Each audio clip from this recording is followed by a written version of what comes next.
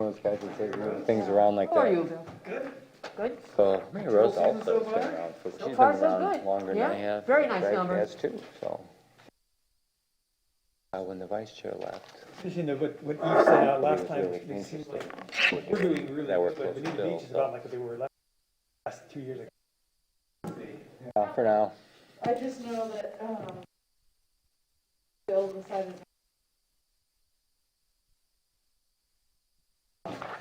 It would have been great to have her on town council though. It would have been. All right, guys, we're live whenever y'all are ready to start. Okay. And at some point, but I am, you were there, I'm sorry to leave. If I can. But sad to see you leave this and Well, I'm still here, but I'm just taking a less active role now. there you go. Knows and things. You gotta be kidding me. You gotta be kidding me. Mr. Vice, whenever you're ready to start. Mr. Vice Chair starts things, huh? Okay, call to order. I'm a little rusty on my Robert's rules, so all help would be appreciated. So we have a call to order. Is that actionable? Yes, Okay. How about the Pledge of Allegiance? Shall we? good idea. Okay, let's do that. Pledge allegiance to the flag of the United States of America and to the republic for which it stands, one nation, under God, indivisible, with liberty and justice for all. Hey, here.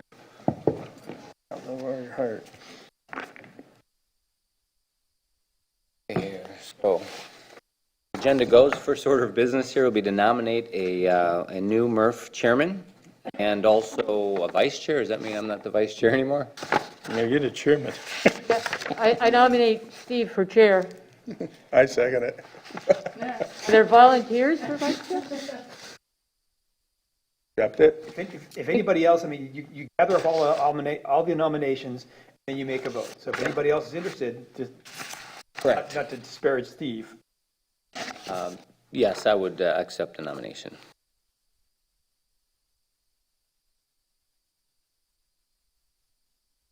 Yeah, I nominated, so you can Yeah, second. second. Or maybe Greg did, Okay. I whatever. second, but we wanted a discussion in case Further- somebody else want to throw their hat in. Right, further nominations, absolutely. Nope, I hear. all a vote, All you. all a vote. Sort of how it seems to always go. I second it then. Okay. Say all those in favor? All right, does that require a vote? Yes. Okay, all in favor? Aye. Aye. Opposed? Unanimous. Okay, motion carries. Now we would also be taking nominations for vice chair. You're up for vice chair? Someone new, I nominate, Would you be, nominated as vice chair? Okay, nominate Mr. Greg Fossum? Okay. That's correct. supposed to nominate myself. It's okay, no, oh, why yes, you not? can. You can volunteer. Absolutely. Okay. Make yourself president. Any other nominations? Rose? The nomination? Well, thank you. I didn't think so. All right. Okay. So any more nominations? Move it to vote? All in favor? Aye. All right. Opposed? Okay, motion carries. Mr. Chair, just for the sake of our transcriber, can you do a quick roll call? Roll call, exactly. I just All right, forgot to realized put that. that on the agenda. Call order, roll call. Okay. You want to start, Sarah? Everybody announce their name, please. Sarah Torgerson. Welcome, Sarah. Jennifer Rusk. Yes, welcome, Sarah. Steve Johnson? Gregory Holmes. Gregory Fossum. Mary Rose Spoletta. And Bill Veach, liaison.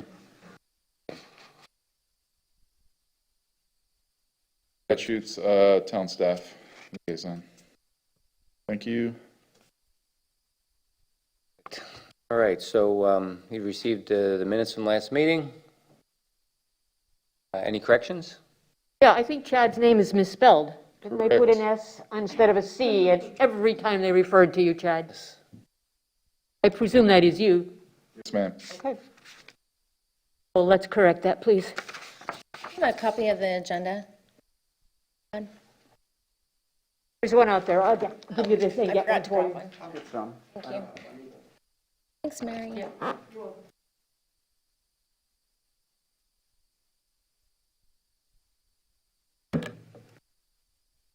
Any other changes?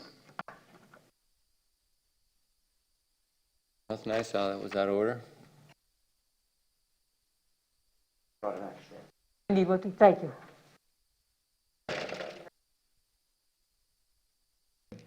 Tired. Excellent. Okay. Mr. Chair, would you like to call a vote on approving the minutes? Yes, I'd like to call a vote to approve approve the minutes from last meeting. All in favor? All right, All with opposed? that correction. That Yeah, the spelling correction. As noted.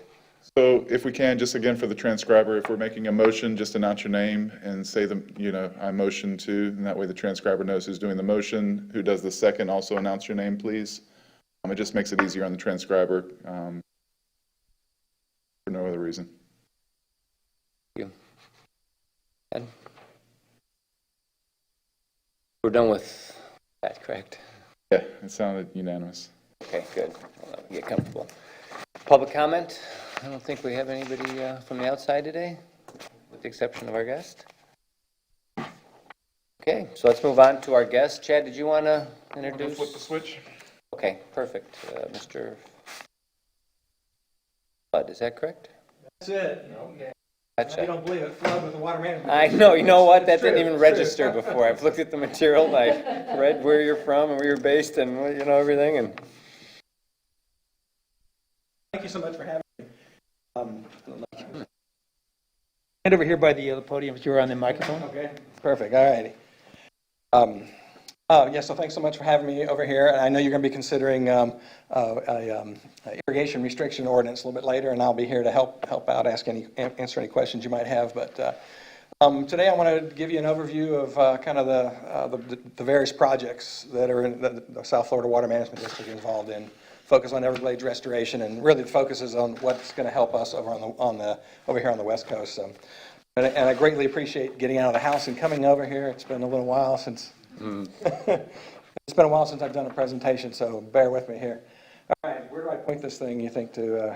Apparently the dongle's at that wall, so is that working? There we go. There we go. All right. All right.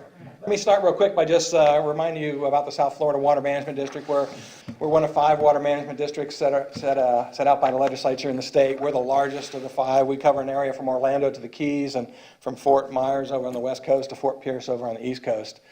And we cover all our part of 16 counties, and it's pretty much it's the Everglades drainage basin. It starts in Orlando, catches the Kissimmee Basin, Lake Okeechobee, the 2 estuaries to the east, and then all the Everglades to the south. We've got a budget of about $990 million. Probably about 30% of that comes from ad valorem taxes, and the lion's share of it comes from the legislature for Everglades restoration projects. So. We were originally set up as a flood control agency, and that's our principal responsibility. We've got an extensive system of canals, primarily up in Orlando through the Kissimmee Basin, and then along the east coast from West Palm Beach south down to Broward. We're also very involved in water quality.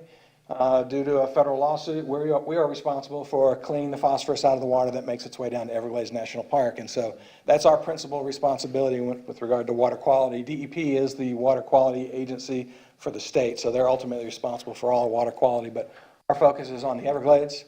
We also work with local governments on doing water quality projects within our district there. And then water supply is a big part of our responsibility. We are the ones that have to manage the state's resource over here. In Florida, we own the water. It's not like the Western water rights where if you've got a river, that's your water. This is owned by the state of Florida, and so if you want to pull water out of the ground or pull it out of a river or lake, you need to come see us for a permit, and we're going to make sure that you're not over allocating the resource, that you're not going to adversely impact somebody else. And so we do that through a regulatory program. And then we also were involved in Everglades restoration, or just restoration, environmental restoration in general, but our biggest focus is on Everglades. And today I'm going to talk with you about those projects, not just the SERP Everglades projects, but some of the others that we have going on. I think you all have probably all seen this slide before that shows what the Everglades used to look like and what it looks like today. We have about 50% of the Great Everglades is all that's left as a result of development over time. And so I want to kind of walk you through kind of how we got from what it used to look like to what it looks like today, and then some of the projects that we're doing to try to address some of that. So it all started when we became a state, and the federal government, they gave all the wetlands to the state of Florida with the requirement that they be drained. Back then, the mindset was, what good is a wetland? You can't live on it, you can't farm it, you can't have a business on it. So let's just get rid of that and drain it all off so that we can become prosperous and grow, and that's what the federal government wanted to see. And so the state of Florida, they started embarking on that. They started working on it, and beginning right after statehood, we started ditching and draining our state. Hamilton Diston, one of the most famous people that came down here, he dredged off much of the Everglades. He's the one that connected the Caloosahatchee to Lake Okeechobee in the 1880s. The river was never connected to Lake Okeechobee, but he dredged a channel over there so that we can now have commerce. We can move commerce from Fort Myers all the way to the center portion of the state, across the Lake Okeechobee up the Kissimmee. He did a lot of work on the Kissimmee and the Caloosahatchee, and everybody loved it around here. They were advertising this great channel we had over here. We're starting to reclaim the Everglades and everything, but it really got serious in the early 1900s when the state created the Everglades Drainage District. Sounds pretty crazy, doesn't it? We're going to create an agency whose mission is to drain off our wetlands over here. But that was, they campaigned, the governor campaigned on that back in 1905 or whenever it was already set up. So these are kind of some of the key projects that they worked on. They went in and followed up Hamilton Diston, and they deepened the Caloosahatchee. They took the St. Lucie River and they connected it to Lake Okeechobee as well. It was never connected before that time either. And then there were these four large canals that went through the Everglades from Lake Okeechobee out to the East Coast, and they deepened and widened those. Canals, they're designed mostly as conveyance. Some people use them for navigation, but they not only just drain the water, take water that rains and runs into them, but they lower the water table. The deeper the canal, the more impact it has on the adjacent properties. And so those major canals lowered the water table, which allowed people to move into the area and farm it and live out there and everything. And so it really worked. The state grew and prospered and moved right along, and then all of a sudden in the 40s, 1947, we got hit with a massive hurricane. In fact, there were three of them back to back to back in 47, and it left the state of Florida. You can see the picture on the left.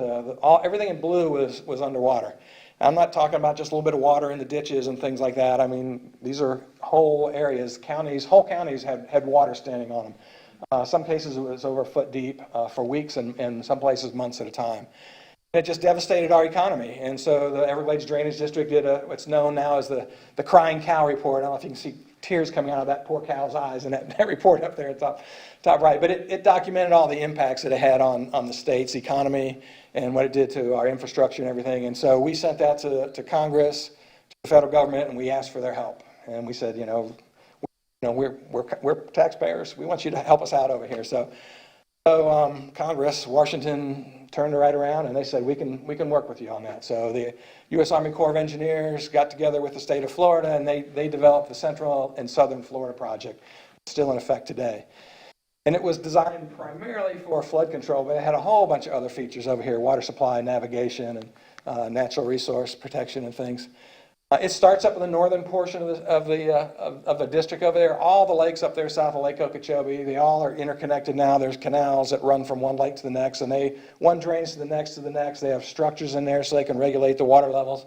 It all runs to Lake Kissimmee, and then down the Kissimmee River. That was channelized, went from a 102-mile meandering river with a nice 1 to 2 mile floodplain to a 60-mile canal that just funnels all that water right into Lake Okeechobee. And then they created a whole other system of canals all along the east coast over there. They put a dam, or the Herbert Hoover Dike. At the time, there wasn't the dike around the entire lake, but they diked the entire lake over there. They began using Lake Okeechobee during the times when they had a lot of water, they would pump water into it, so you'd have water during the dry season. They pull that water out for the farmers around the lake and for all the utilities along the East Coast. Back at the time, that was the primary drinking source of water for all the East Coast. And so not only that, but they use it for water supply, for agriculture, and for the residential areas. They created a navigation system. The Okeechobee Waterway was formally set up with a series of locks, so that you can now take a boat from Fort Myers all the way over to St. Lucie. All those inlets along the East Coast were modified and improved, so now you've got better drainage, and you've got better navigation over there. They have a system of canals over there where water comes from Lake Okeechobee and gets sent to those canals along the East Coast, and it sits in those canals and it recharges the aquifers, and they use that. That's their backup source of water. Pull water out of the aquifers, but you need to keep those aquifers recharged. It takes usually from rainfall, but we send water down there to keep those canals charged, and it also keeps the saltwater intrusion from coming in as well. So they actually had some saltwater intrusion project over here in Fort Myers as well, the Caloosahatchee River over there, the Franklin Lock. That was put there because the Olga water plant just on the other side was the primary drinking source for Fort Myers and Lee County at the time, and so that was put there to keep salt water out from the estuary moving back up the river and everything. So it was a pretty expansive project. Most of the work was done in the 50s and the 60s, and the way the Corps does it is they build it and they turn it over to my agency. We have then called the Central and South Florida Flood Control District. And so they build it and they turn it over to us, and it comes with an operating manual. Every canal, every structure has got a regulation schedule that says if this time of the month, if the rain's this high, you can lower the water, or you can't lower the water, you can send it here, you can't send it there.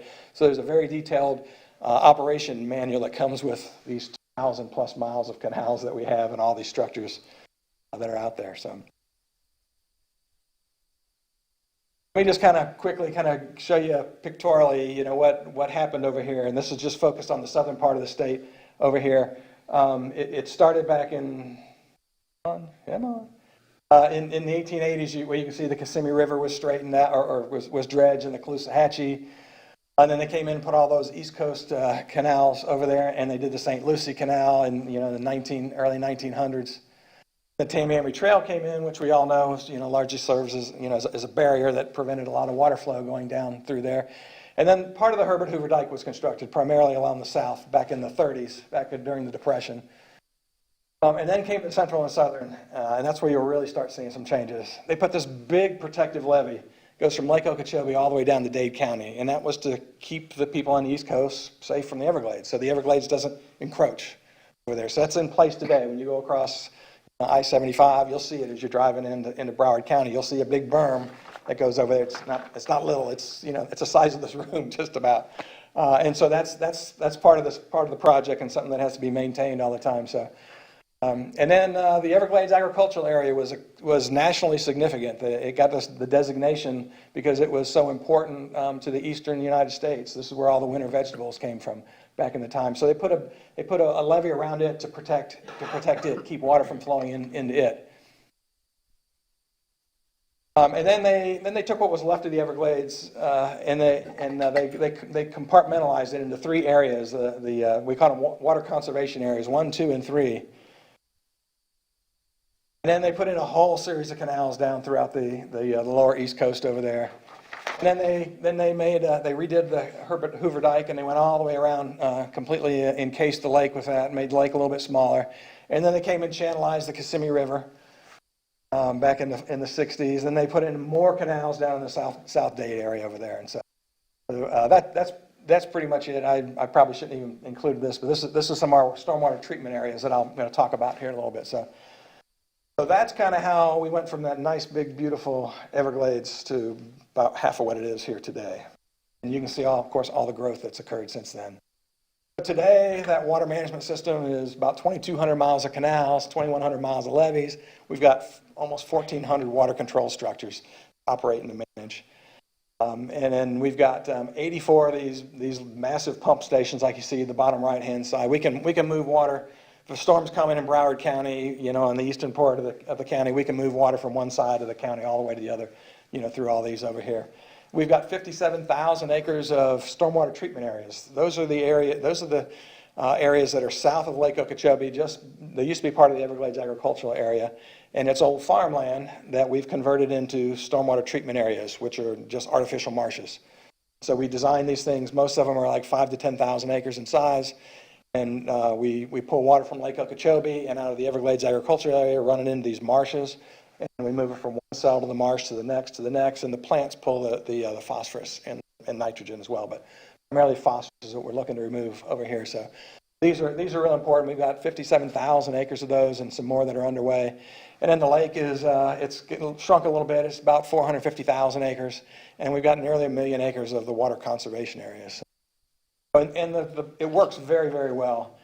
You really don't hear much about flooding or people who's had damage to their houses when you have these big storm events or hurricanes come through. It works very, very well. But we noticed that because we've ditched and drained so much and a lot of the wetlands are gone, that we started seeing impacts. We started noticing our aquifers were drying up because the wetlands weren't recharging the aquifers, and our estuaries started dying. We started losing the fisheries and a lot of the wildlife. During the rainy season, all that water runs into the canals and flushes right out into the estuaries and damages the estuaries.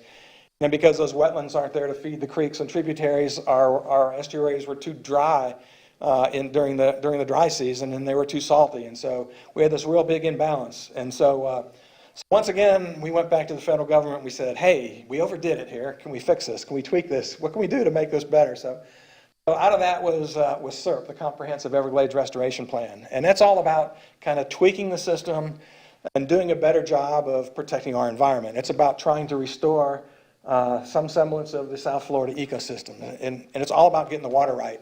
It's making sure we're going to have the right amount of water at the right times of the year and the right quantities and qualities. But the reality, it's all about sustainability. It's making sure that there's going to be enough water, not just for agriculture and not just for residential and urban needs or recreational needs, but also for the environment. And so there's a whole suite of projects out here. There's some 68 major projects. Some of them have other subcomponents to it.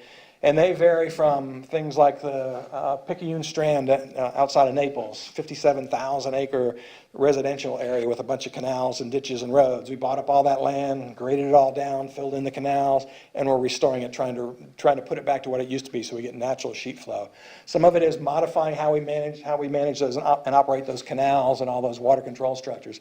It's making modifications so we can send more water south. It's getting rid of things like Tamiami Trail obstructions. It's got a lot of large-scale reservoirs, so we can capture rain during the rainy season and not blow out the estuaries, and then release it during the dry season when it needs it. So it's all about trying to get that water right. So that's kind of the concept behind CERP. It was intended to be about a 20-year program, and we're 20 years into it, and because of politics and funding, we're a little bit behind. But we're making great headway now. So let me tell you about some of those key projects in CERP and some of the other ones that we have. And I'll start with one of my favorites. One that's just about finished here is the Kissimmee River restoration. Here you can see where the canal used to be. So it used to be 102 or 106 mile, meandering river, and they turned it into a 60-mile canal. The district and the Corps of Engineers worked on this. It's an Everglades project. So the Everglades projects typically work. The district, we're responsible for Everglades restoration on behalf of the state of Florida. We buy the land, we design it, we permit it, we turn it over to the Corps of Engineers. They build the project, and then they turn around and give it back to us, and then we operate it and maintain it. And so this one right here, we bought, I think it was 102,000 acres of floodplain. Got up all the easements and right-of-ways that we needed to build this thing over here, turned it over to the Corps, and in spring of next year, they're going to be finished with the river. They're not putting it back in its entirety because there's a lot of people that live in there, and it was a flood control project, so there's a big portion, the majority of the river is going to be completely restored. And most of it is completed now. There's already 14 miles of the canal's been backfilled. We've got 24 miles of continuous river out there in place. Here you can see where they filled in the canal and then they reconnected the old river channel right there. And in the summertime, it's just magnificent. That water spreads out over, across 2 miles over there. And when the river floods, the rainy season, that whole floodplain is full of water and birds and ducks and fish and everything. It's doing wonderful, looking really, really good. So this one, I'm real happy to say, it was supposed to be finished in December, but Hurricane Irma blew out some of the work they had done, so they have to go back and redo a little bit of it. But we're going to be wrapped up with this one here come spring. The Herbert Hoover Dike, that's not part of SERP, but this is something that the Corps of Engineers is solely responsible for. They're responsible for managing Herbert Hoover Dike and the water levels inside the lake. And as y'all all heard, after Katrina, they found that the dike was in really bad shape, and so they lowered the water levels in Lake Okeechobee.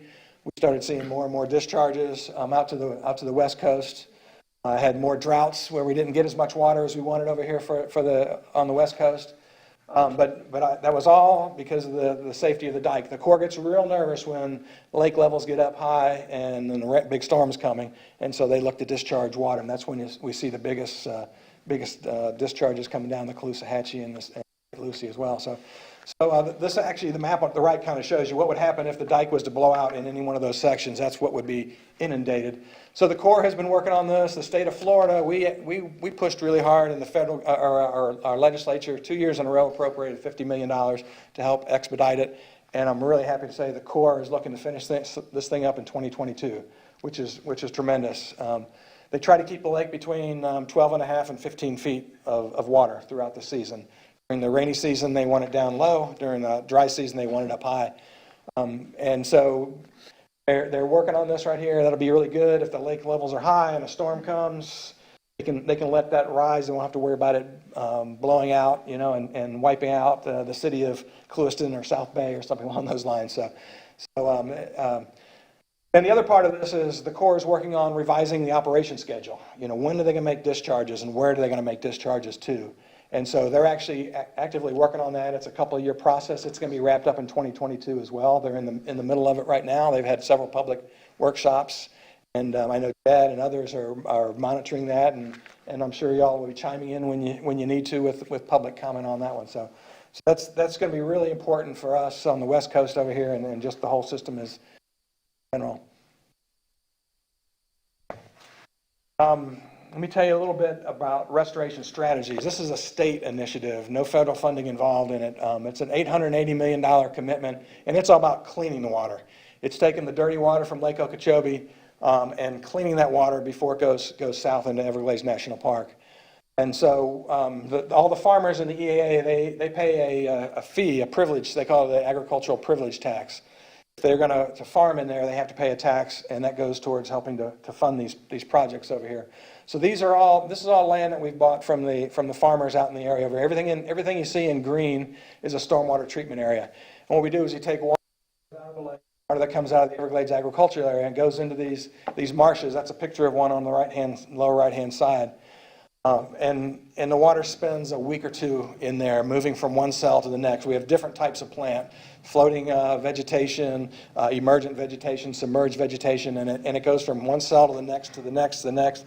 And then from there it goes into the water conservation areas, which you see outlined in the red over here. And then the water continues to be polished, and it moves its way south down into Everglades National Park.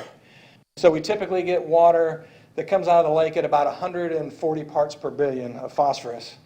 After it goes through the agricultural area over there, it gets cleaned up, believe it or not, and it's down to about 130 parts per billion.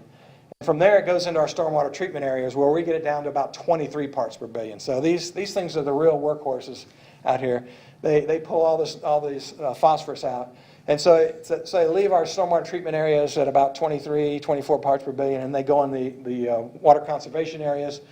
And that's the remnant Everglades. And then from there, it continues to be the nutrients being taken out so that it's below 10 parts per billion when it gets into Everglades National Park. So it works very, very, very well. So we've been building these. We've got 2 more that are under construction that you see kind of in the yellow or the gold, kind of the right-hand side of the screen over there. We just finished up the STA 1 West expansion and working on the little one to the south over there right now.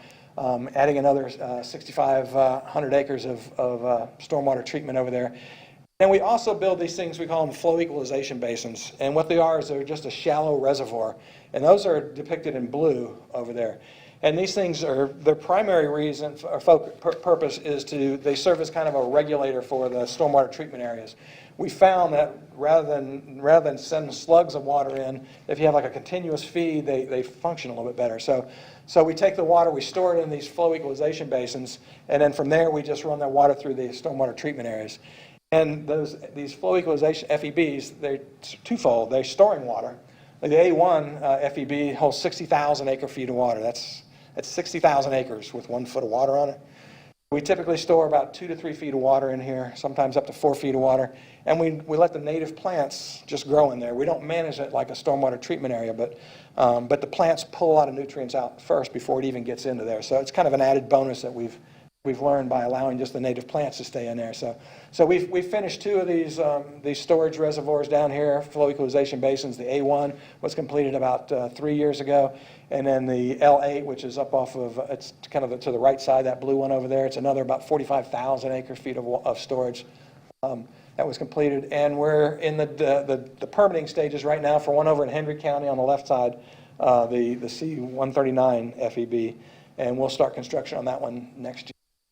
Great storage and places to send the water when the lake is full. Those FEBs, they're just really important. So here's a project that the district took on. It's called Lake Hicpochee Hydrologic Enhancement Project. Lake Hicpochee used to be a 6,000 acre lake, and back in the 1880s when Hamilton Diston came and connected the Caloosahatchee with Lake Okeechobee, he went right through the middle of the lake and he dug that canal through there, and in doing so, he drained the lake and lowered the water table. So we went from a 6,000 acre lake to a 6,000 acre marsh.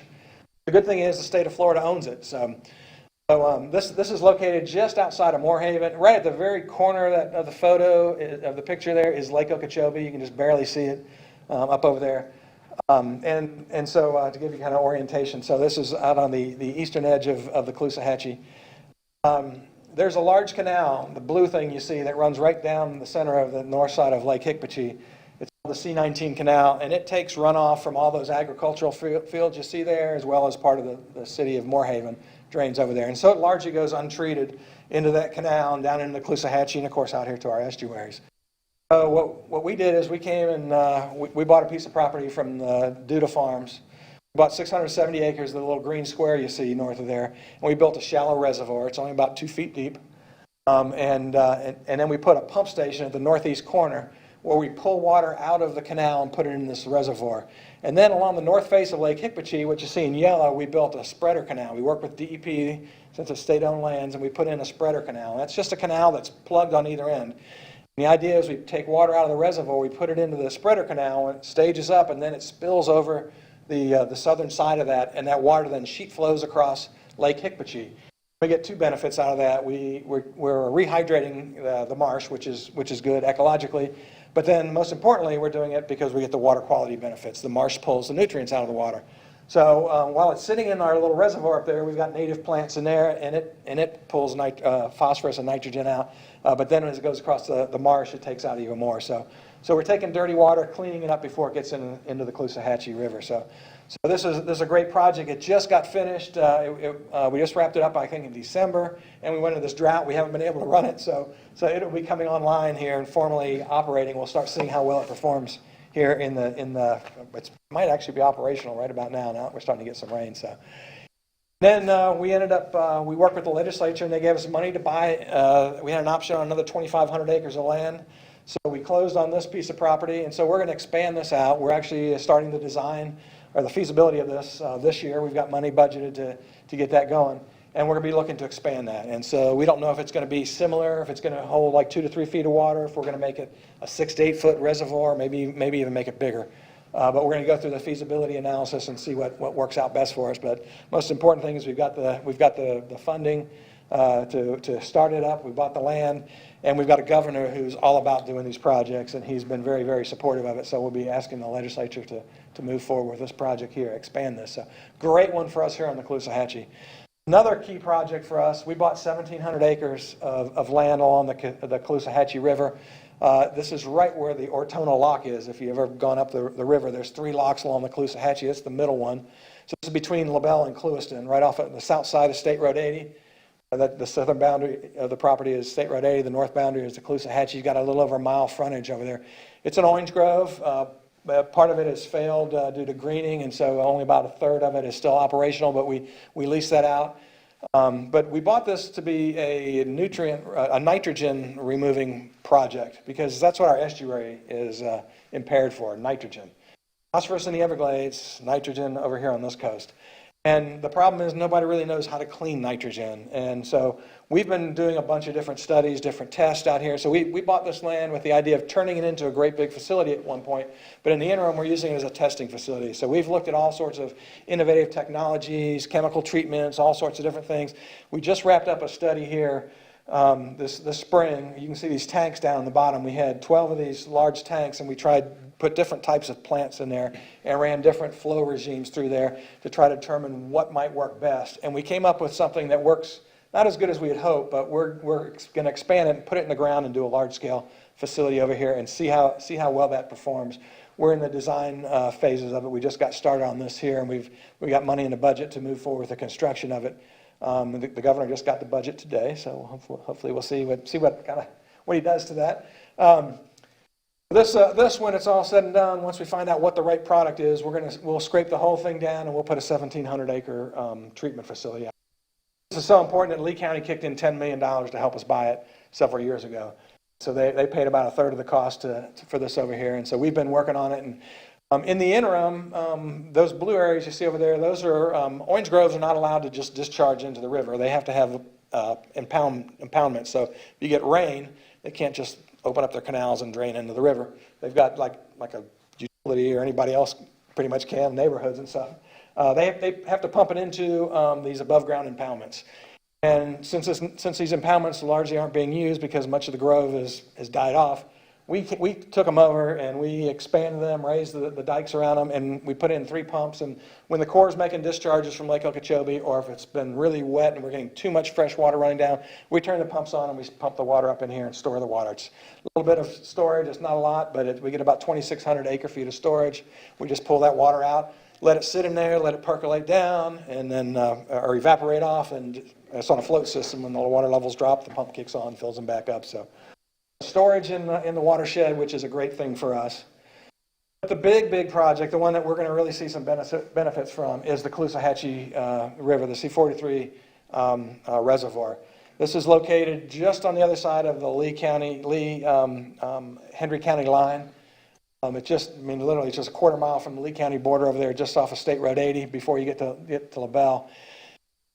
This project is part of Everglades restoration, so the federal government is paying for half of it. It's designed exclusively for the estuary. It's not, the water's not going for farms, it's not going for residential, it's going exclusively for the estuary. The idea is during the rainy season, when there's too much runoff into our estuary and it's getting too much fresh water in it, we'll pull water out of there, or if the Corps is making discharges, we'll pull water out of the river, store it in the reservoir. Then during the dry season, when the estuary is crying for fresh water because it's too salty, we'll then release that water. We won't be dependent upon Lake Okeechobee for water, because everybody wants a piece of Lake Okeechobee, and we're at the mercy of the Corps of Engineers to send water down to keep the estuary healthy during the dry season. So this is solely about trying to make the estuary a little healthier, and it's the only way we're going to be able to meet our minimum flows and levels to keep the estuary healthy. So it's a massive project. It's 10,500 acres, 6 miles across. 6 miles across. Next time, how long is the island? Anybody know? 6 miles. 7? Or 7, Okay. yeah, total. Yeah, 7. So it's almost the length of the island and 3 miles deep. So it's 6 miles across, 3 north and south. When it's finished, there'll be a dike going around, and it'll be about 35 feet high, and we'll keep about 15 to 20 feet of water in it. So it's massive. It's huge.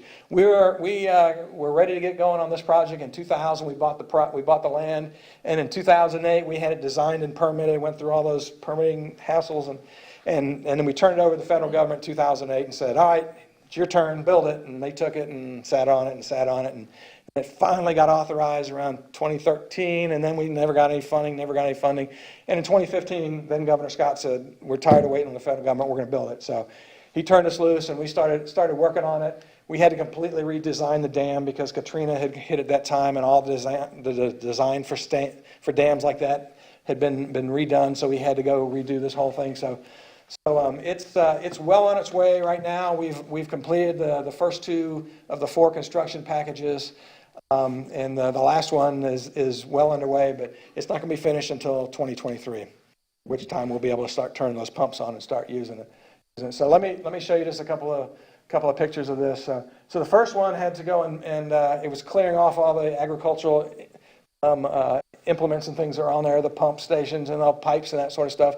And then it also had to build these preload mounds, we call them. Any place where there's, any place in the dam where there's going to be a concrete structure, a water control structure, we had to preload these mounds to pack the dirt and the clay layer that's underneath. This piece of property was selected because there's clay. It covers the whole 18 square miles of it. And that keeps the water from percolating out. You know, you dig a hole, you put water in it, it just drains right out. So this was selected because of the clay. But clay fills up with water, you know, and it swells up and then it dries out and it contracts. And so we didn't want to be building a structure in the middle of this dam that would be moving as that clay layer rises and lowers. So these are about 5 to 8 acres in size, and they're designed to compact the soils and push the water out of that clay. On the very top, you'll see a little white thing. That's my SUV that's sitting right there.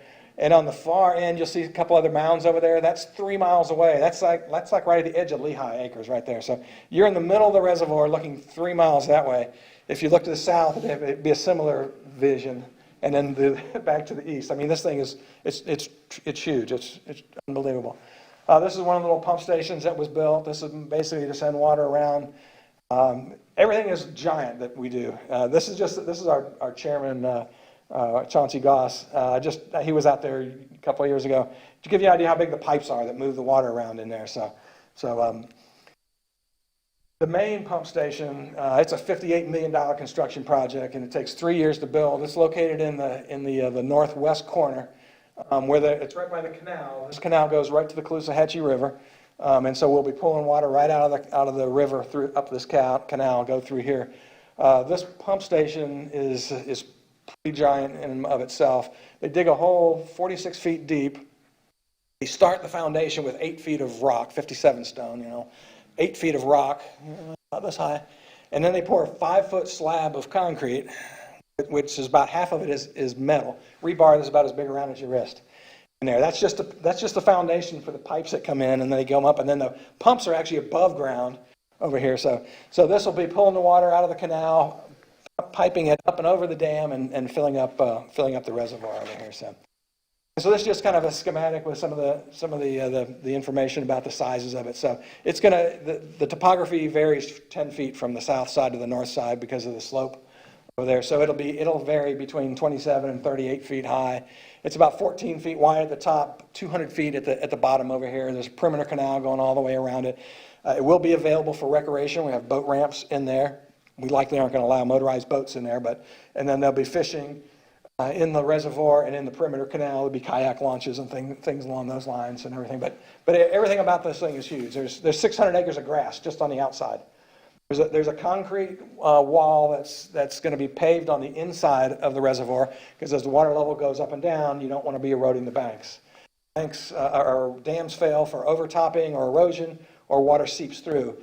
There's a bentonite wall that goes right down the middle of it, that goes all the way down to the clay, the layer down below there. That bentonite is impervious, so water, the pressure of the reservoir, all the water in the reservoir will try to push that water through the dam. It'll hit that bentonite wall, and it won't be able to go past that. If it does, there's a backup system called the chimney drain just beyond that and everything. But by putting that bentonite wall in it, now we formed a bathtub, and it keeps that water in there. It won't be seeping out. We'll lose some of the evaporation, as big as it is. This thing's 18 square miles. And I should have showed you this picture. The green is the watershed of the Caloosahatchee watershed, and you can see the reservoir right in the middle over there, the location for the reservoir. But this slide is all about the feasibility study that we're doing associated with the reservoir, and that's to do a water quality component to it. Everybody's worried about the dirty water that comes out of the lake and runoff from the watershed that's coming out here, and so we're going to be pulling that water, putting it in the reservoir, and releasing it. Everybody's always wanted a water quality component, but the federal government did not authorize that as part of this project. So that was one of the reasons for buying that other piece of property where we're doing our testing out over there. But we have another 1,200 acres that we've hung on to adjacent to this to be used for water treatment. And we've got a feasibility study underway right now. We've had a couple of public workshops. I think we've got 2 more left. Come, I think at the end of August, we're going to be seeing the recommendations out of the study group as to what we should do. We're looking at everything. We're going to try to clean the water before it goes in the reservoir, when it comes out of the river, before it goes in the reservoir, clean it while it's in the reservoir, clean it before it leaves or before it gets into the river, between the reservoir and the river. Some combination of all of above. We're going to look at using chemicals, innovative technologies, native plants. Everything's on the table, and take a look at it. And so we've done several of different studies, kind of feasibility studies, looking at the best thing. But it's been a few years since we've looked at that, and so there's some new technologies and things out there. So we got this really big study that's underway. It's about $500,000 to get it done, but out of this, we'll come up with some recommendations, and then we've already got 1,200 acres of land that's available there, and maybe it'll be a combination of different projects in different locations, but we'll just see what comes out of the study. But really important for us on the West Coast to get some cleaner water coming down the river here. Everybody knows about the Everglades agricultural area, kind of moving south of the lake to the lake over here. The Corps of Engineers is going to be building the reservoir, and the district is going to be building a treatment facility to it. So this is located just south of Lake Okeechobee, just south of all the sugar farms up there, sugar cane and the vegetable farms to the north over there. And it ties in with our stormwater treatment areas over here. The EA reservoir is going to be the same footprint as the C43. It's some 10,500 acres, but it's going to be deeper. So this is going to have about 23 feet of water in it, whereas our reservoir here on the West Coast is going to be about 15 to 20. And it's going to have much more. It's going to have 240,000 acre feet of storage. The 43 reservoir is 170,000. So it's a little bit, it's same size wise, it's the same, but it's going to be vertically, it's going to be higher. And then we've got a 6,500 acre stormwater treatment area adjacent to it. So the idea is we'll pull water out of Lake Okeechobee when they need to make discharges, or there's too much water there, they'll send it down the reservoir, run it through the stormwater treatment area. From there we can run it down into the Everglades, down towards the Everglades, into the water conservation areas and another stormwater treatment area over here. So the Corps is working on the design of that right now. We're looking at 7 to 9 years before they get that thing designed, permitted, and built. I mean, they get funding every year.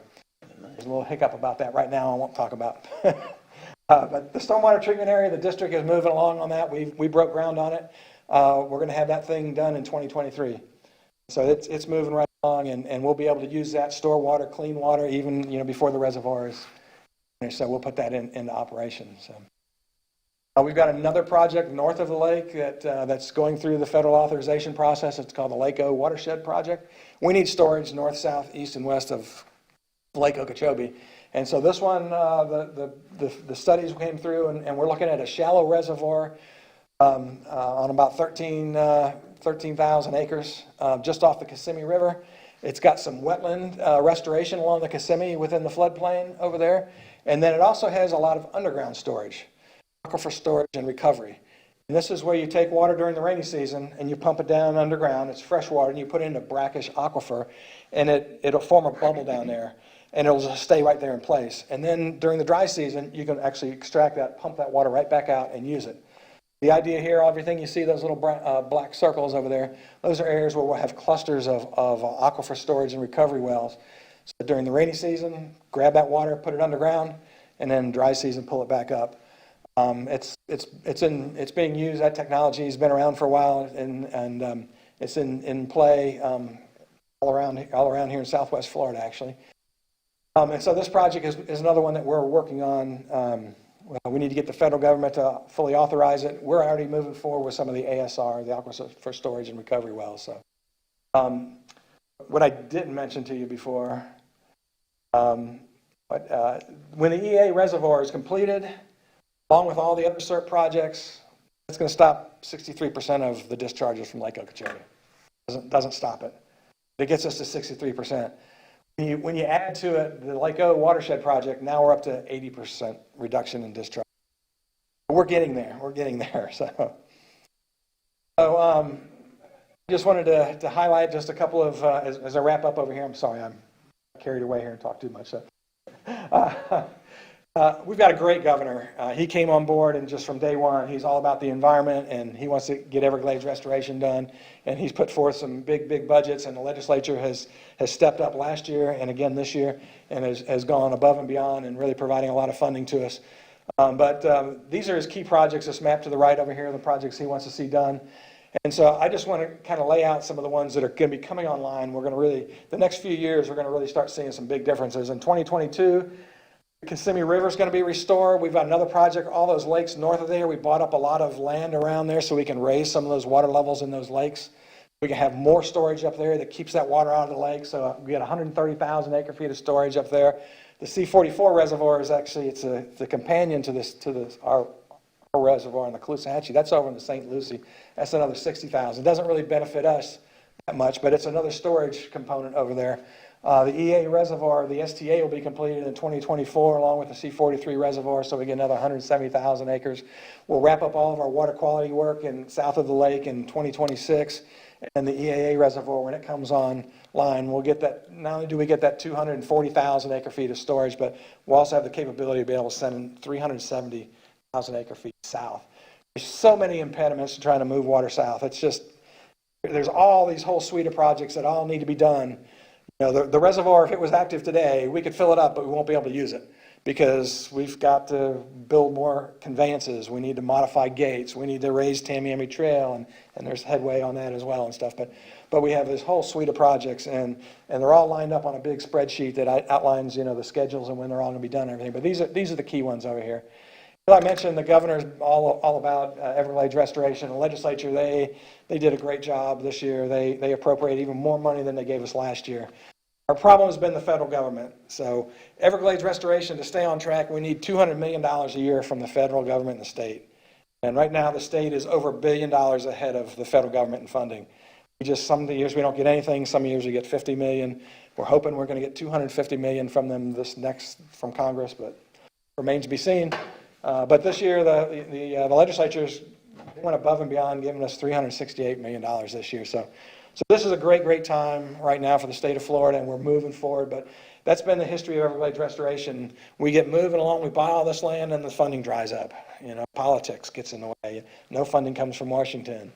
You know, the economy tanks, and now there's no money to build projects. So we're sitting on a lot of land and ready to go with some of these projects, and so we're really moving it right now. So it's a great time for the Caloosahatchee and for us, and so just my last picture right here is here's the Kissimmee. You can see where the canal used to go right down the middle there, and then where it's at, and you see the floodplains full of water. So that's just such a beautiful sight. I mean, that's restoration at its best right there. So I gave you all a map over here. These are all the projects that we have. I didn't talk about half of them. Some of the programs, dispersed water management, where we pay farmers or ranchers to store water on their properties and stuff. Anyway, this map shows everything that's in the works. And it's got kind of a little scale over here, whether it's in planning, design, or construction. So there's a lot of stuff out there. It's just a matter of moving, keeping that momentum, moving forward. And it takes everybody pushing our legislature and our Congress to keep the funding there and keeping it going. So I got to have a ton of questions now, right? Yes, sir. First, I want to say, for the last year, I've noticed the water quality to be much area. Visibility is pretty dry. Huh? It's been pretty dry. Not since Memorial Day a year ago. So I think water quality has improved a lot. Yep. And hopefully it's because of what you're doing. There's a lot of projects, and there's no silver bullet, but there's lots of silver BBs. And so Lee County does a ton of water quality projects, and East County Water Control District does as well. And but there's a lot of them out there, and they're helping everything. But boy, you get those rains, and it just that's. The dirty water coming through the construction, how much is coming from the watershed and how much is, what do you think? Well, I thought somebody might ask that question. Everybody wants to know where's the water coming from. So this is a graphic that shows the water and the phosphorus levels loading that goes into Lake Okeechobee. So just so you can kind of see it. So all the different watersheds over here. So this is an average every 5 years. We're continuing monitoring, but every 5 years, and I don't have the 2019, I apologize. But you can see that 95% of the load, of the flow comes from north of the lake, as well as 92% of the phosphorus. And 3% of it comes from south of the lake. And that's part of that. Some of that is back pumping, which only occurs by the Water Management District. Bigger farmers, they don't turn the pumps on. They can't turn them on. We are regulated. We have a permit that tells us when we can back pump and when we can't. And the only time we do that is when those communities around the lake, Clewiston, South Bay, Pahokee, all those communities around there, when their water control systems are overwhelmed and they're about to get flooded, that's when the pumps come on and we back pump into the lake because it's the only place to go. You have that kind of rainfall, everything south is already full and everything. So that reflects what's going largely is back pumping that has occurred, or there are those lakes, those areas around the lake there that do drain in over there. So that's kind of where the water comes from. And you'll see there's some of these watersheds are really, really, really hot. Like there's the one just north of the lake. It's Taylor Creek. It provides 7% of the water, but it's got 19% of the phosphorus. I mean, that's one of the biggest contributors to the pollution problem over there. So guess what? We've got a couple of water storage projects going on over there. We've got a stormwater treatment area, the Nubbin Slough. We got a Taylor Creek one. So we target areas like that to do projects in. Phil, is that because because of the agricultural activities in that area? Yeah, for the most part, that's agriculture right there. Yeah, I mean, Okeechobee is right in that area of the city as well, but that's primarily agriculture. Yeah, a lot of it is dairies in that area over there. So, and they got best management practices in place and everything, but there's a lot of this, they call it legacy phosphorus. It's in the soils. When it rains, the soils flood. It kind of resuspends some of that, and it comes back in and everything. So, but yeah, that's most all this is. I mean, there's agriculture is a big. The picture look like for nitrogen? Very similar, almost identical, very, very, very close. So, then here the Caloosahatchee. Now this shows the nitrogen load. It also shows where the water coming from, where the nitrogen load is coming. So this is over a 5-year period, and this was a year that these 5 years were pretty wet. So there was probably a little higher than normal amount of water coming from Lake Okeechobee, but 38%, about 40% of the water came from Lake Okeechobee in discharges. And some of that is just small amounts, but during the dry season, the Corps makes releases. But these are going to be more of the bigger events up here. So 40% of the nitrogen and about 40% of the water comes from Lake Okeechobee. The big chunk of it comes from between Franklin Lock and Lake Okeechobee, and that's the watershed in between Glades and Hendry County and the eastern part of Lee County over here as well. So 44% of the water and 46% of the nitrogen load comes from the center portion over there. And then us over here to the west, we contribute as well. We all kick in too. So there's a lot of fingers to be pointed, and so we just got to all look at it and work on it. So there's a lot of projects and programs in place. But you can see we've been working on this since the 1800s, setting it all up, and so it's not going to be fixed overnight. It's a monumental task. So the reservoir over there, when you look at that watershed, that's the Caloosahatchee watershed. We have so ditched and drained it that we need about 2.5 of those reservoirs. We need to come up with 400,000 acre-feet of storage just to slow down the water that we've overdrained. When it rains, that all flushes into our watershed. Forget about lake discharges. We need 400,000 acre-feet of storage just to get us back to what we used to be, to minimize the bad water flow into the river. Can any of that be underground? You force any of that into the aquifer? No. We used to see a lot of flows. Like our river doesn't get enough freshwater flow during the dry season because we've drained areas off. So the creeks and the tributaries, they no longer have the flows from the springs because they've largely dried up because we pulled it out of the ground from aquifers, and we've filled in the wetlands. And so they're no longer recharging those aquifers, and so we don't see those flows that we used to, and that's why we have to rely upon Lake Okeechobee to get water out here to the estuary to keep healthy. But so we're looking at a whole suite of projects in different locations and everything. But the reservoir, it gets about a third of the water storage that we need. Forget about Lake Okeechobee discharges. I mean, it'll help. It's not the total solution, but there's take a lot of work. So. Yeah, I have a question for you. The south of the lake, you have the STAs and the treatment areas, and all that water moves mechanically? Is it literally pumped from one area to the other, or is there actually a natural? For the most part, yeah. A lot of it is. You usually have to pump it in, and then you can open up gates and let gravity flow it out of there. I'm doing that. But yeah, for the most part, yeah, gone is the day where you could reestablish a flowway from Lake Okeechobee and just let it sheet flow south.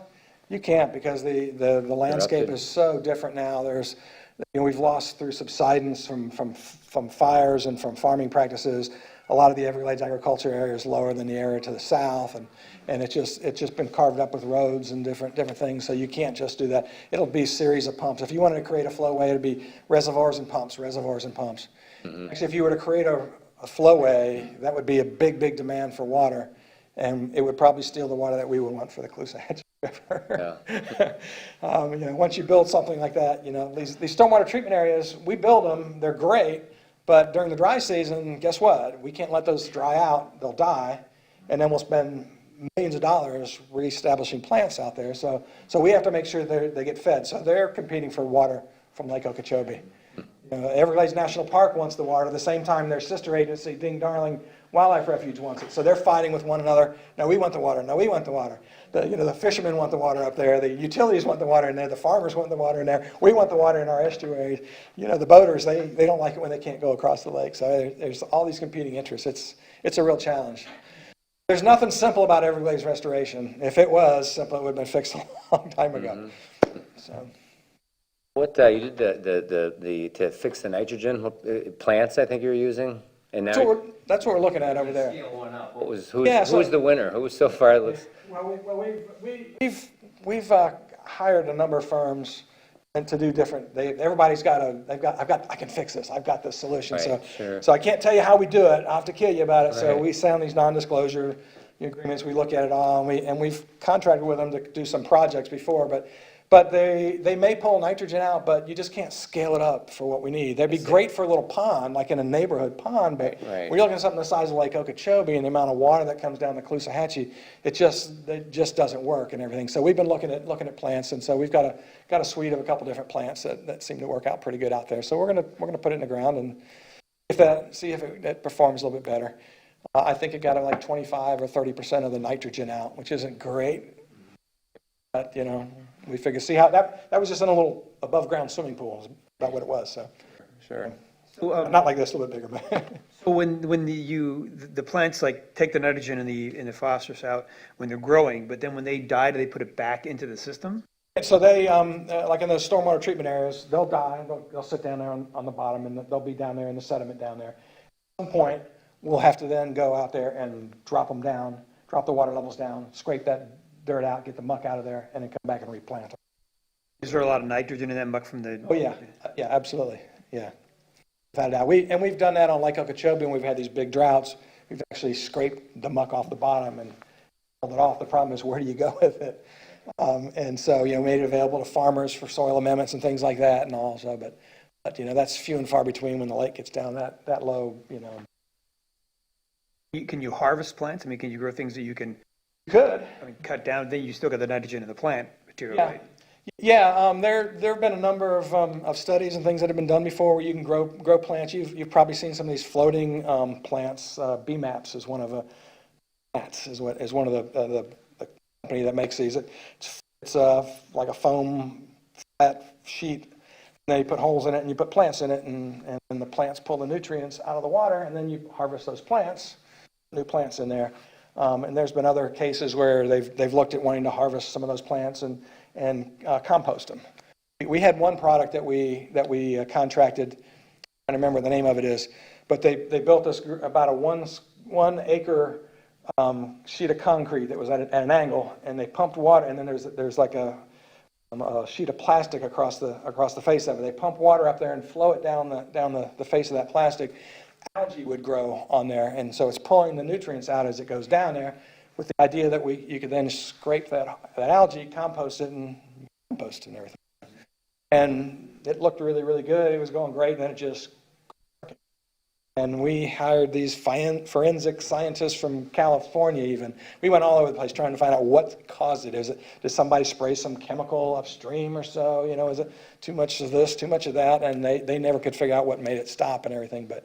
Worked good for a little while, and then it just quit. And we had another one we did in a different location. It just didn't do that well. We actually tried one on the Caloosahatchee River, a small pilot project with Lee County on the Caloosahatchee, looking at brackish water instead of just the fresh water. But a little bit, but not much. Just wasn't worth in investing that kind of money. And so, we're forever looking, trying to find a magic bullet, but it's not out there yet. So whoever determines what that magic bullet is, they could be very, very wealthy, so. There's a C-43, that's supposed to be finished by 2024? 2023, the end of 2023, we'll start pumping it, starting to fill it, so. And that's so the treatment aspect will be finalized by then as Well, well. yes, yeah, so we hope to have a project I think in December is when we're gonna be finished up with the feasibility study.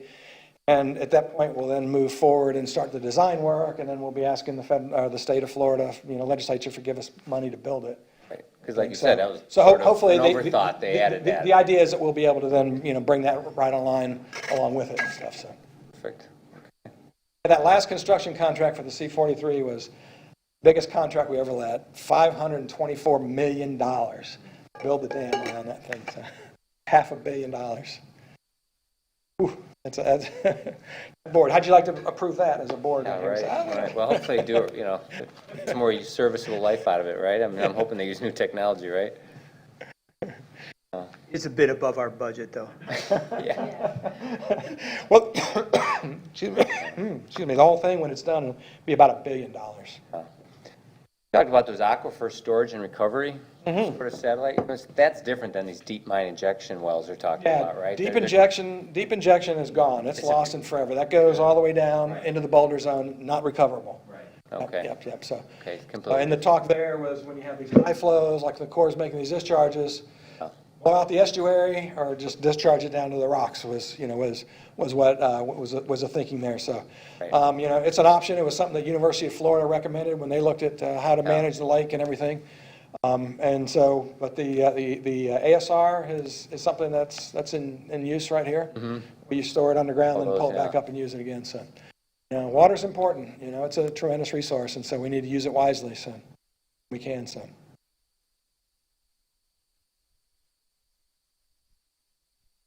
All right. Other I'm questions? sorry, I talked way too long here. What's the old saying? Whiskey's for drinking, water's for fighting over? Oh, yeah, well, we get lawsuits, we left and right, so. Is it true that Lake Okeechobee hoards the water? Read that somewhere. Lake Okeechobee hoards the water. Yeah, that they are able to keep the water and use the water whenever they want, and so that's why we And don't do who is this? Lake Okeechobee. Well, the lake is just a Community community around. No. So the Corps is responsible for the water levels. We're responsible, we permit people to withdraw water out of the lake. And so there's some utilities around the lake that pull water out of there. Mostly it's farmers. And included in that is, like Lee County's got a permit to pull water out of the Caloosahatchee and what comes down Lake Okeechobee as well. They're one of our biggest water users for their water plant out there, the Olga. But no, they only get a certain allocation based upon how much we allow them to pull out of there. So there's only so much water in the lake over there.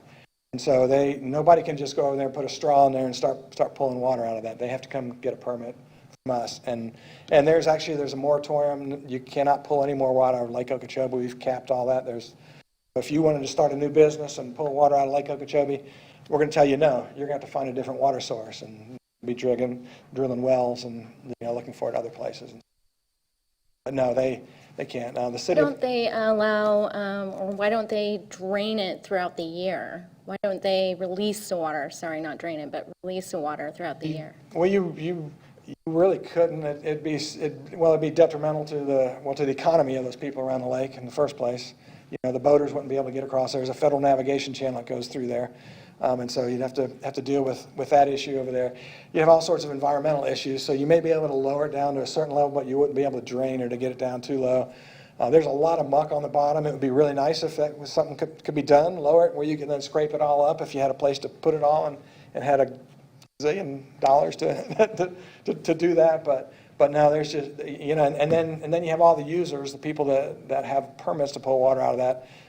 We as a state, when we give you a permit, we have to give you assurances that you're going to have that water out there. So if you're going to come invest in the state of Florida and create a business that you need a permit from us, we're not going to give you a permit and then you run out of water.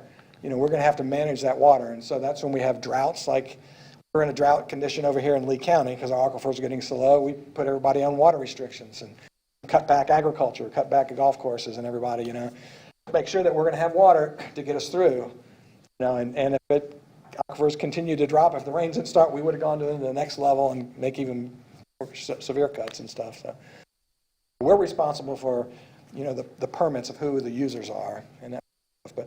But no, the sugar industry, the farmers, the utilities around there, they don't have a say in how that lake is managed. Well, they do when they develop the regulation schedules.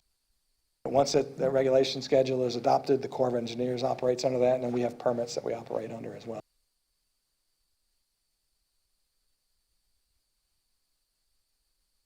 Yeah, you guys are easy. Could you just touch on, there's a LACO operating manual, right? Awesome. It's Lures. Lures is what it Lures is now, today. yeah. They're Okay. changing the name up to LOSM, LACO Operating Manual. And does that have all this in it about who gets the water and It doesn't get into who gets the water, like this farm gets this much or this utility or anything, but it talks about how you're going to manage the lake. And, and it's going to look at, all right, during the rainy season, we anticipate so many feet of rainfall is going to come. And so where we're going to put that water. And so it's going to say, you can move the water to here, you can move water to here.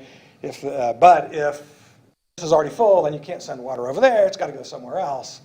And so it'll take a look at, like during the dry season, when the water's getting low, it'll lay out, when you can send water to the Caloosahatchee, when you can send it to St. Lucie, when you can send it south, and such. And so it doesn't get into specific who gets the water, but all those people are, there'll be water that'll be, they'll recognize how many users there are that need water up there, but it won't say this farm, or even this industry, but there'll be water set aside for irrigation, for agriculture, for utilities and that sort of thing like that. To Greg's point earlier about the water quality being reasonable here, I think part of that is because they overrode the lake levels, didn't they, for the last year or two? The lowers schedules, didn't they actually lower the lake level They did, but that. later Yeah, during the but wet season? that didn't affect us much. We've been real fortunate in the last couple of years. We've been getting the water we've been wanting during the dry season. Sure, exactly. but- But during the wet season, we But we they haven't been haven't getting had releases. we haven't had, it hasn't been an overly wet year. It's those Right. wet years that we really have the issues with. Get a lot of rainfall, or all it takes is one hurricane, one good tropical storm, we'll fill that lake up, and then you get another one comes, and, the Corps gets nervous and everything. But we haven't seen the big discharges the last couple of years. But we've been fortunate, the lake levels didn't get too low. People were getting pretty nervous for a while there. It was getting low, dropping and nervous. So we hope the rainy season gets started. All you need is a few week delay on getting that rains coming, and now the lake gets so low that they're going to cut off the estuary, and then they'll start cutting off the utilities and the farmers and all the users and stuff. It's a challenge. It can be difficult at times. So It's easy, they wouldn't need you, right? I don't do any of that stuff. So we'll take a look at this map over here. You'll see some really, really neat projects and really get a feel for where all the work is being done and all the different activities are out there. And if anybody's got any questions, you can always pick up the phone and call me.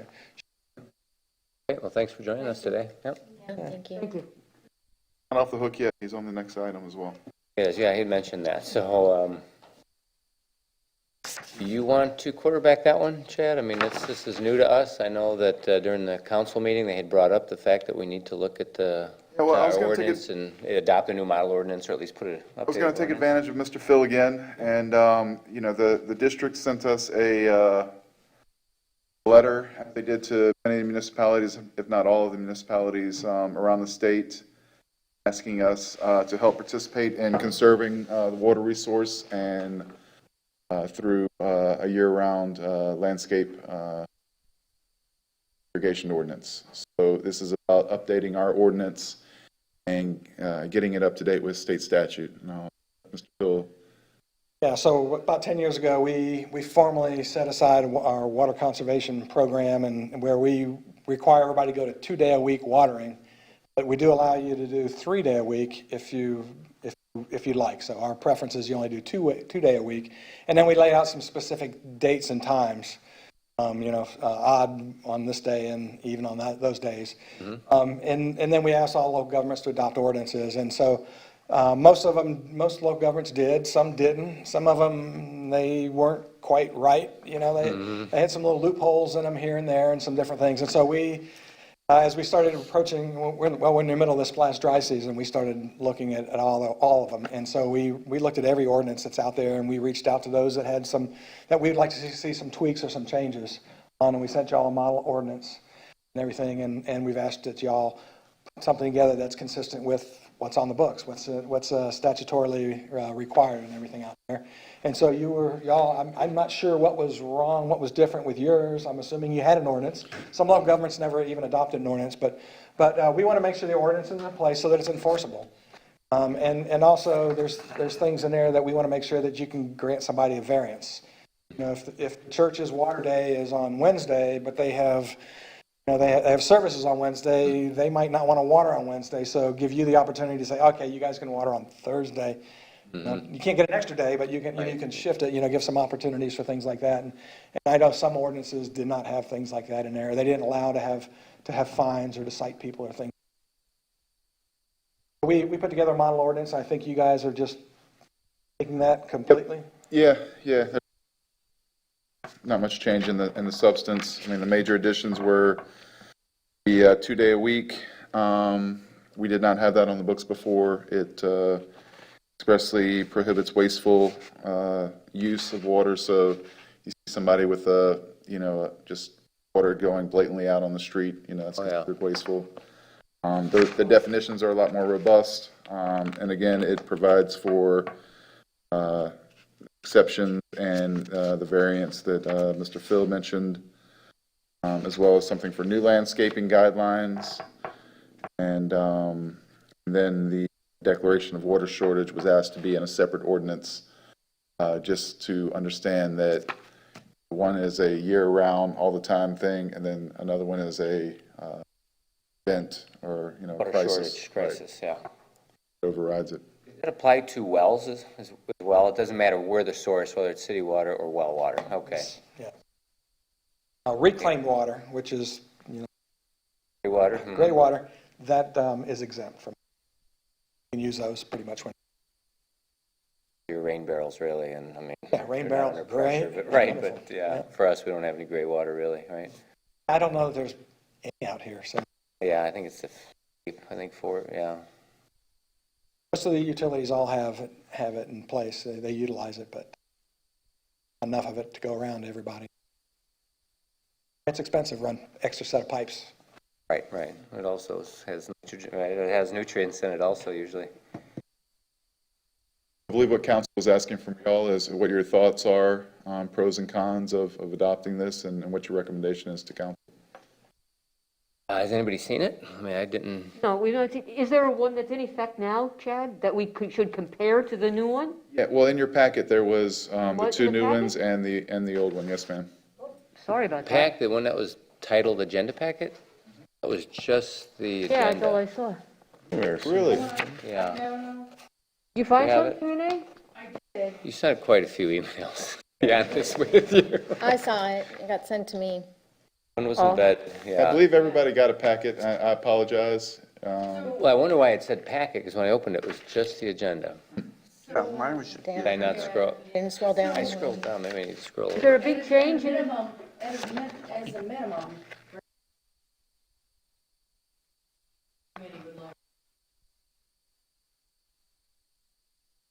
Right.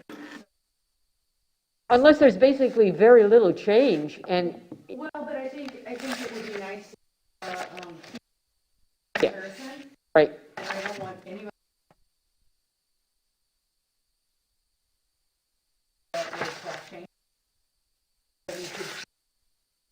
This was the change. So it's going to be a repeal and replace.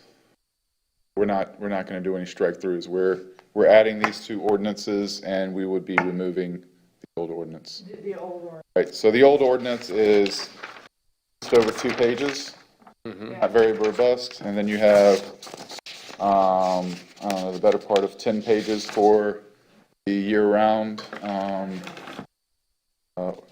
irrigation ordinance, and then the water shortage ordinance is 6 or 7 pages. So it's a lot more robust. It's up to date with statute. But by all means, take it. We can table it and your homework for the next meeting, and we can do it then. Because I would want it ready to, I wouldn't want the town.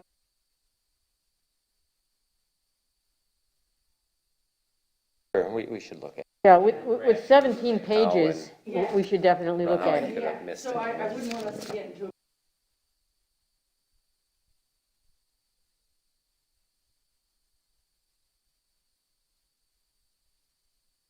Unless there's no rush. There's Not a plenty of time. month, Council's not second meeting in week. July. Great, Yeah, Perfect. Right. Right. perfect. I don't think that we're gonna have any, but I just feel like. no, but we should be able to explain why we voted for some specific thing or rejected it. Does anybody have any questions for Mr. Phil on this while he's in the room? Because he probably won't be here the next meeting. So you just said make sure that there's variance and fines included. I think it's already included in there. We It's gave already you all in like a model that we suggest that you use. I think at council meeting, I listened to it, there was some discussion of maybe adding some more conservation added to it, I think. More language suggesting maybe landscape with But I natives think and things somebody like said that. that some of that is already inside.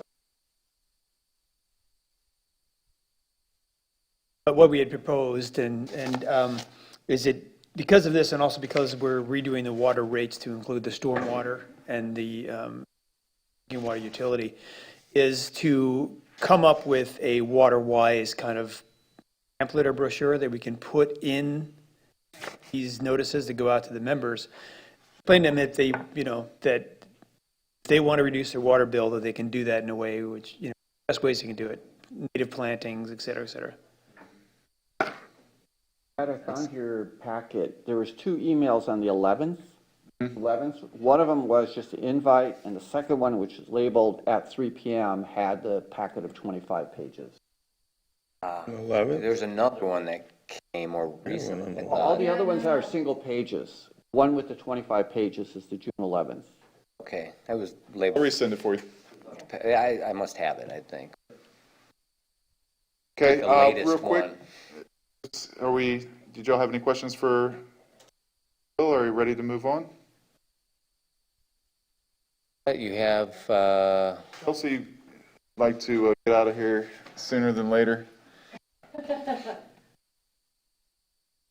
Hi, my name's Chelsea O'Reilly. I'm the Public Works Director. How are you? Everyone's Chelsea. well.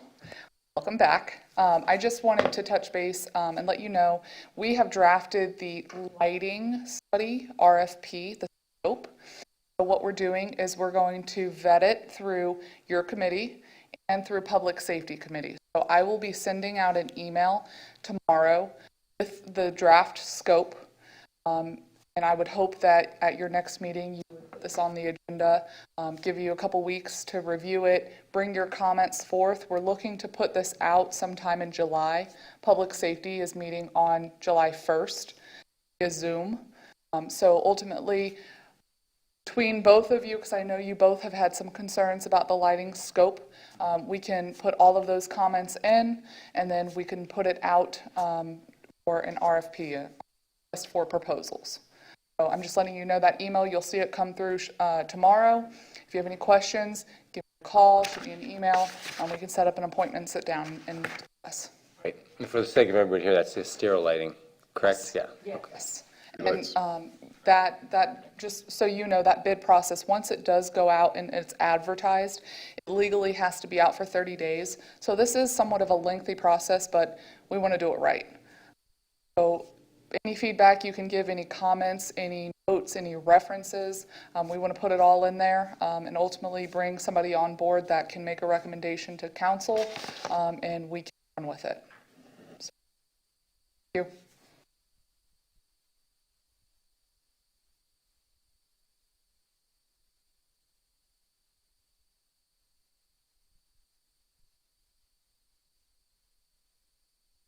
Excellent. Shall we move to the next agenda item? Sir, Okay. So just so we're on the same page for the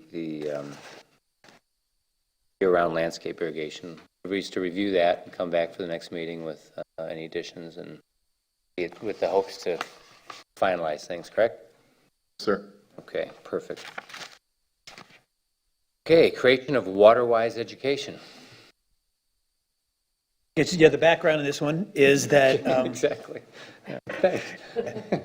the background is, like I explained it, is part of the new rate structure we're going to put out, and as part of the rules, is just come up with a good informational brochure that explains people how to conserve water and what they can do.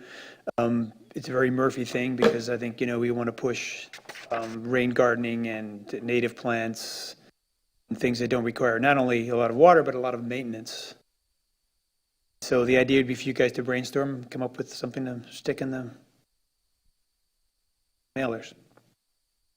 Talking about like a trifold brochure type of thing, single page. It could just be, it could be as simple or as complex as you want it. I think when I think we have until fall, I think, when the new letters go out about their rates and all that, so there's some time. And so one more time, Bill, tell me what the objective is, to how better to use water. Yeah, the objective is to get people to use less water and do it in a environmentally friendly way. So the short answer is if people say, my water's too expensive, then you have a counter to say, here's how you can lower your water bill. And the other is to try to get in early with a way to give them suggestions that are good for the water quality in general and the environment. And you also have the additional benefit to people is that if they plant native, they have less maintenance.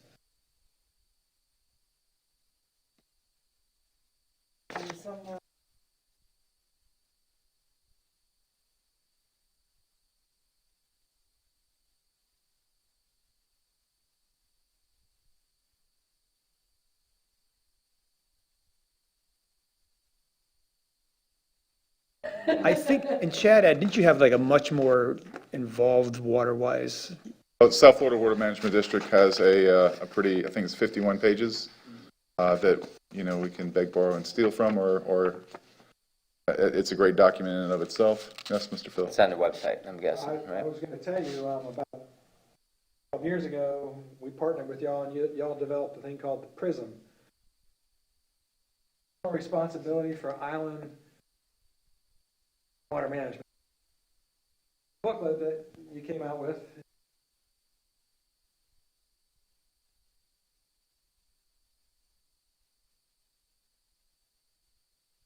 Continuity of knowledge.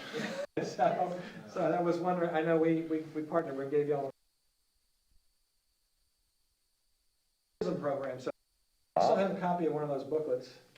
So I'll Yeah, but I feel like send that's it over to you. But it has a lot. It has a lot of really cool stuff in it. Gardens and Perfect, rinse and reuse, all right? That's- Rinse and repeat. Yeah, there is the PRISM one. There's another, we also have a separate one about rain barrels and rain gardening. I've seen that one. PRISM is, like I say, a little broader, a little more forceful, I think, than the other one was. But yeah, I mean, you guys can get all this information and put your head together and see how you can communicate it effectively to people. Yeah. Maybe not a 51-page attention span. Yeah, no,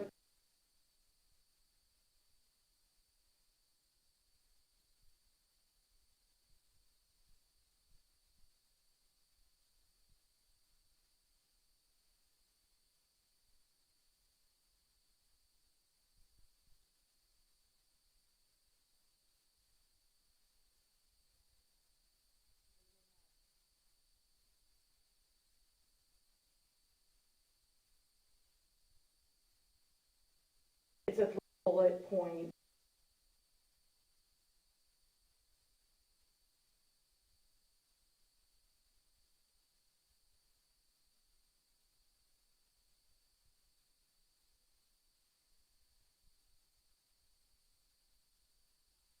And I would think that the owners of the property who pay the water bill would be enthusiastic about making friendly suggestions to the people about how not to waste water. Yeah. I think that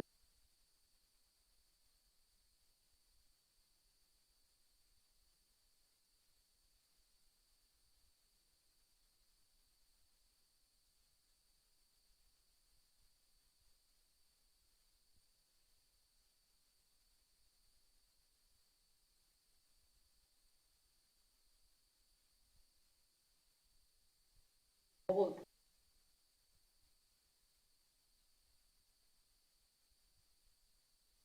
little things that you.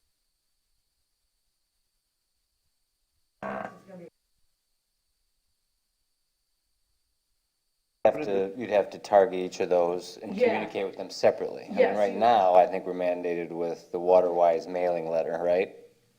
Well, I mean, that's what you're asking us to do right now. I'm not going to tell you to not be ambitious. Oh, yeah, of course not. No, I'm just making Because sure. I misunderstood that one. Ah, yeah, And yeah. this is That's a- why I asked the second time. Tell me exactly what the focus of this is. This Was is it not Prism just or going to Priam? residents, right? This is going to businesses Oh, as there's one well? called Priam that Florida I think it should put go out to too. Everybody. I think the messaging. I just found it. I misunderstood. I thought that the was too.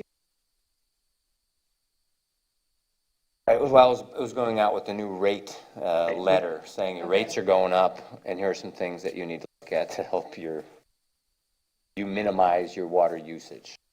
But those people are also going to be, the people who get the bills are the ones who probably, the owners of the property, the landlords, or the property managers or whatever. So you can always give them more ammunition to say, if you're renting this out to vacationers, there's another thing you could leave in the room or something. Right, Which but people do not use too much. But I mean. sure. No, you can look at it, like Bill said, you know, people have some ambition. Ambition is great. That's usually how these programs grow, right, Bill? Somebody says, hey, we need to let the hotels know how to minimize use and tell people to turn their, faucets off when they're brushing their teeth and turn them back on when they rinse instead of letting them run and all that kind of stuff, and scales on the mirrors and. I think that we need.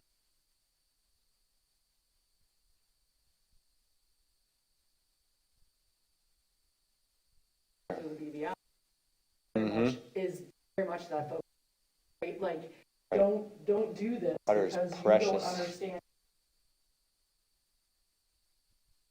Mm-hmm. And Right. Typically, economics come into play. So like Bill said, when they see that rate letters going up, then they'll be more open to ideas of reducing those costs. And I'm happy to. I mean, the best way to Okay. reduce water is low volume commodes, low flow, Flush. shower heads, faucets, things like that. Because yes, it's good to tell people to do things, but if they're forced to have low volume, renters aren't going to listen. I hate to say it. But if You can better commodes, I mean, they're now, I mean. legislate low flow toilets if you wanted to. I mean, if that's. Well, it's more of a, maybe suggesting to the landlord that he can save money if he, Right. what's the economic picture? How much more is it going to cost me to put this toilet in? How much water am I going to see in my Depends water on- bill?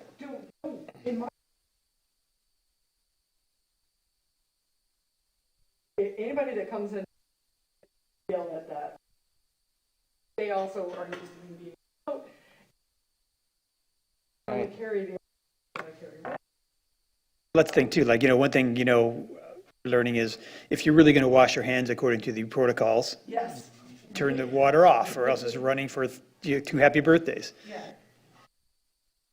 Can we put a dollar amount on anything? Like, we're paying X amount for 10,000 gallons. So if you can save 10,000, I don't know, can we? Yeah. Do we know? The rate study has been talked about. I don't have it in front of me now, but, It might be something we can look at then. because I think a typical user of 4,000 gallons a month was 45, $50 maybe? That?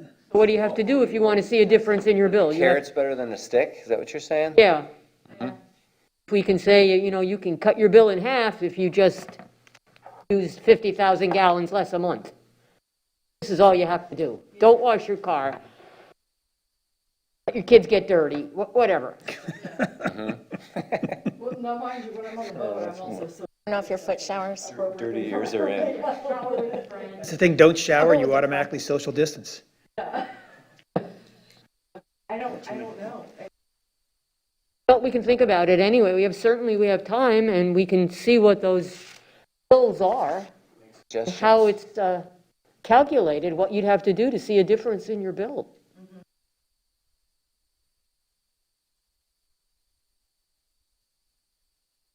I would say it's been done. Yeah, I was just gonna, Yeah. I'm looking. Mr. Phil? Yeah. It's been done, I bet. Yeah, so we don't manage the.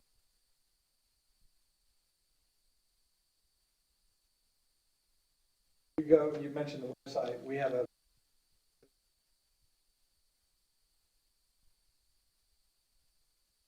Sorts of ways. And deals with planting to.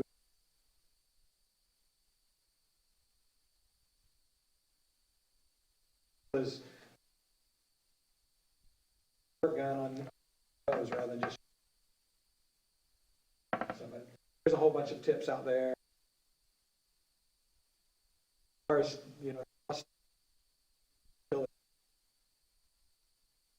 typically will set of user pays one rate. If you're a high user, doubling your rate.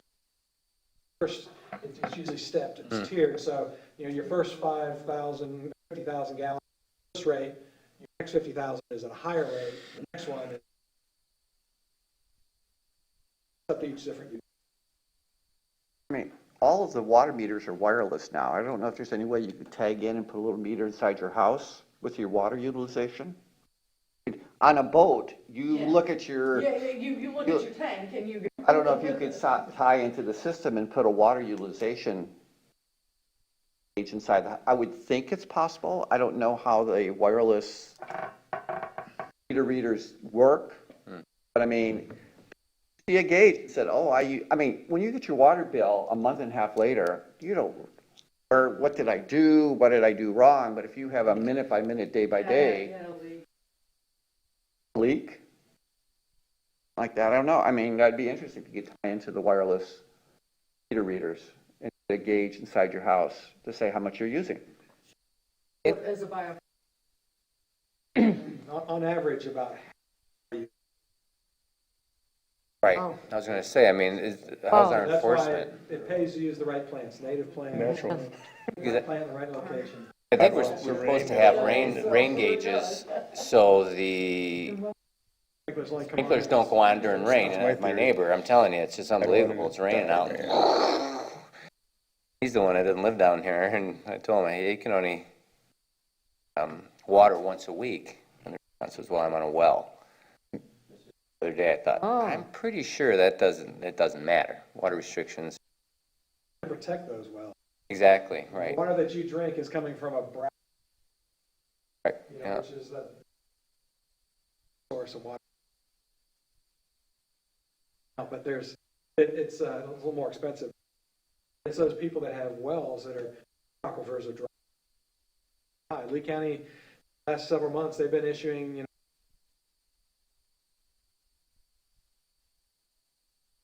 because the aquifer levels are dropping and the wells aren't down.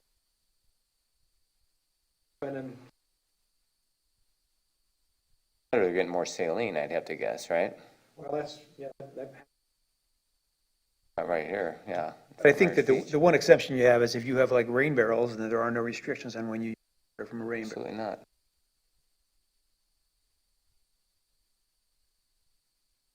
They're starting to run their gutters into their pools. Go on.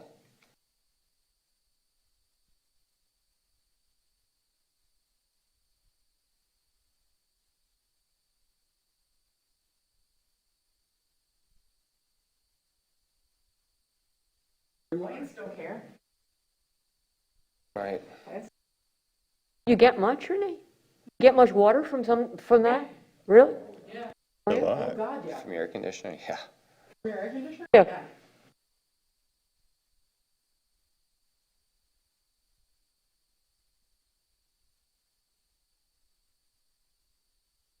Day.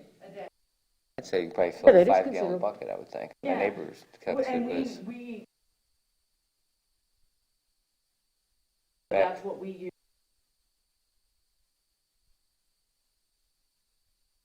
Makes sense. Yeah. Probably right, you're probably close enough. It was just to let it sit without emptying it would fill probably all the way, yeah. It's on the side, how many square feet you're doing, yeah. Here, so maybe it's, yeah. Okay, any other questions on that?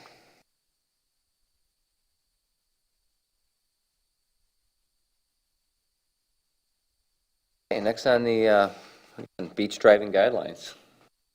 Background on that? I'm guessing, is that the lights on early from the base guys, maybe? Or? No, well, not necessarily. There's some guidance that's been put forth to staff, and our council liaison asked for it to be on the agenda. I don't see this on the agenda. It's not, There's an amended agenda. I think the one that was printed up there doesn't have a lot of the amendments. Oh, okay. So what is this item that we're discussing? The only thing I have is beach driving guidelines. Is the Driving guidelines. topic that's Now, where the kind of background to this goes, there's a couple of things. You know, the base people, they come and go. There's they don't have a great deal of turnover, but a lot of the guys haven't been here that long. And it seems like there is some room for interpretation about how you should drive on the beach. oh, gotcha. Mhm. One is I've seen people drive in the wash. Some is they don't know because they're told to avoid the rack. So they're worried about driving from the rack. They're worried about getting too, driving where there's people to avoid, there's kids to avoid, there's all kinds of things. So the guidelines right now, I know that Chad has gone through, he has a training that he does. I'm not really sure what's in the training. The other thing is about, I've seen the Public Works out driving at, 6 o'clock in the morning when you're getting up for turtle time, when they have their lights on, which I think can be an issue. So it's, the suggestion is that the committee can get together and work with what Chad has and see if we want to suggest modifications to the town's policies for their operating vehicles on the beaches. We can get a copy of that? Yep.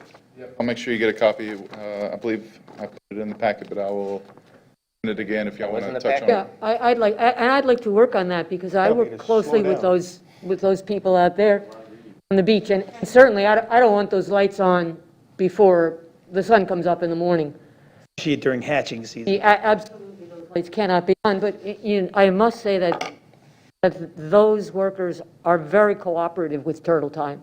There's not a thing that I have ever asked them that they've not done. So I'd like to approach this in the spirit of all working together so that we solve this problem. And, with that idea, I'm really interested in reading what this ordinance is and seeing what we can change. Yeah, this is more just a policy. With regards to Public Works, my understanding is that they're, out on the streets by 6:05. By the time they get done with their garbage runs, it's about 6:30. So it's fairly light by then. You're talking the beach runs, you're talking road runs? Yeah, they start with their street runs is my understanding of their, I mean, if they're running on the beach, you don't want them to turn the lights off and run over the turtles. of course. Right, so they have to wait to get out there. And the problem is, my understanding is there's a lot of trash up at the north end at particular places. And so the workers like to get a start on picking up all of that mess before they have people to deal with. So we need to come up with whatever the strategy is that's going to allow them to clean up the messes efficiently and yet not interfere with our wildlife and our turtle time program, which I'm sure they'll do. All we have to do is instruct them. Yeah.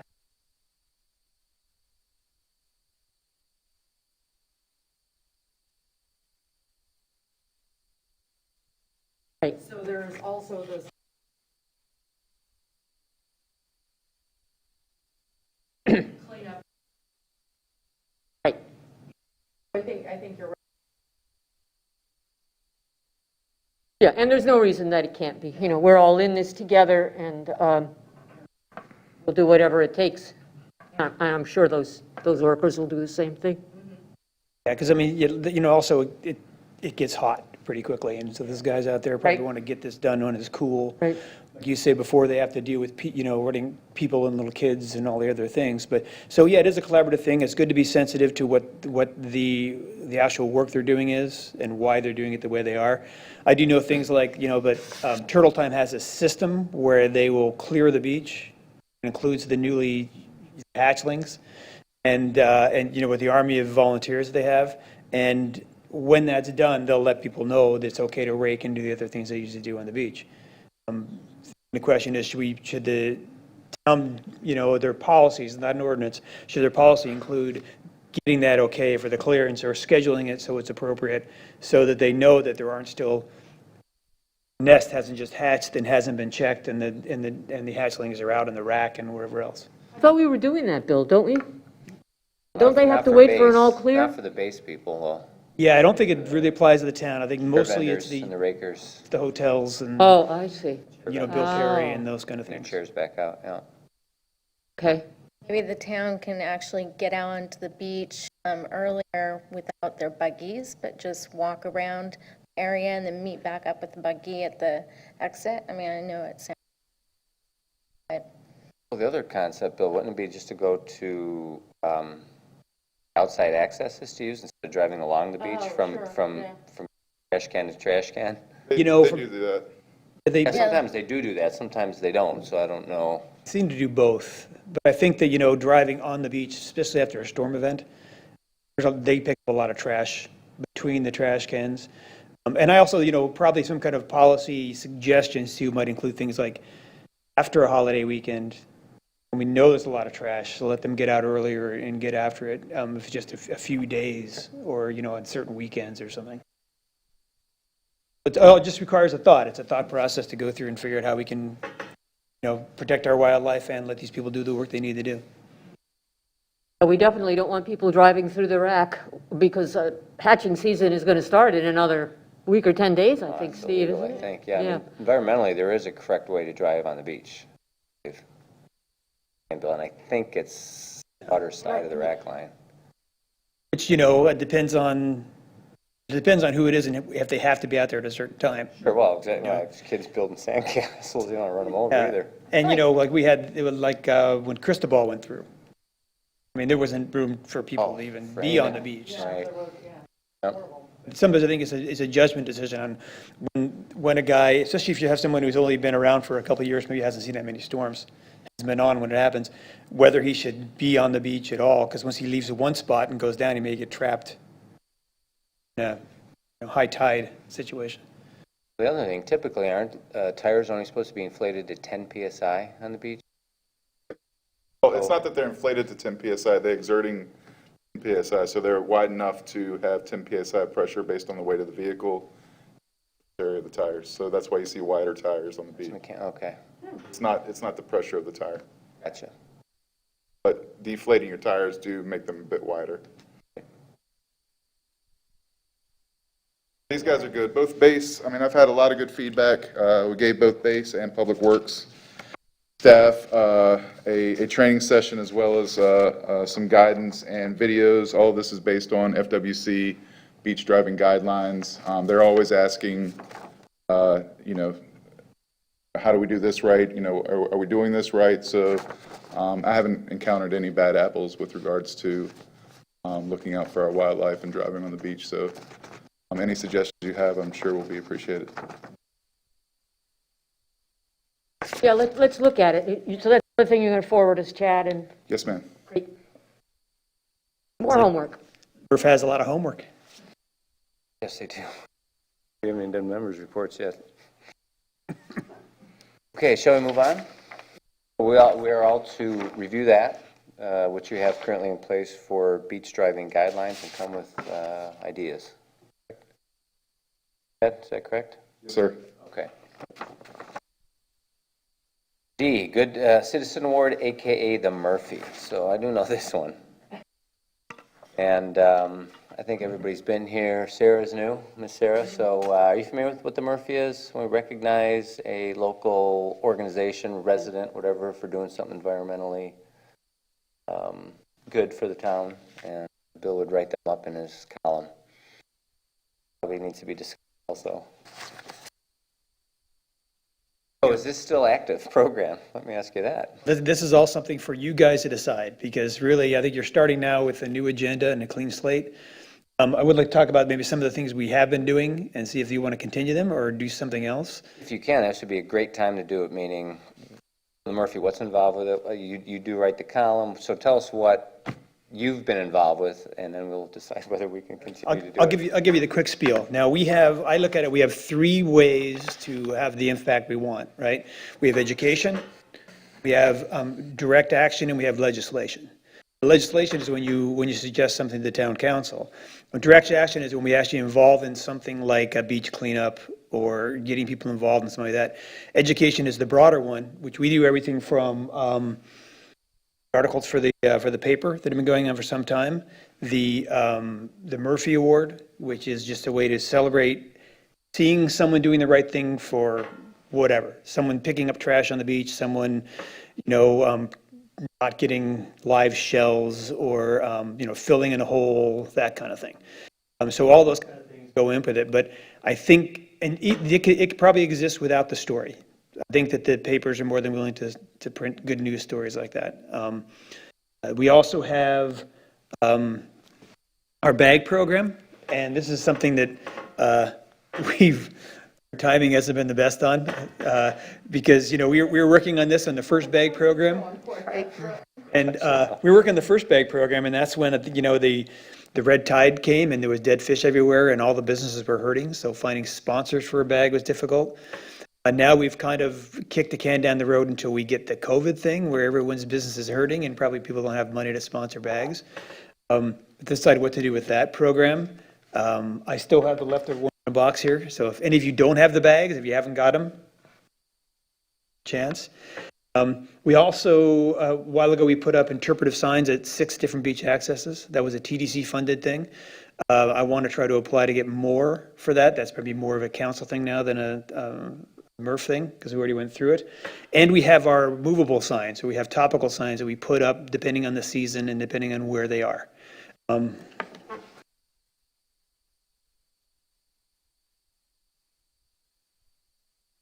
These are some of the topical signs. They're from, simple things like turtles are nesting, no lights, to one that Steve thinks is probably going to get stolen the most.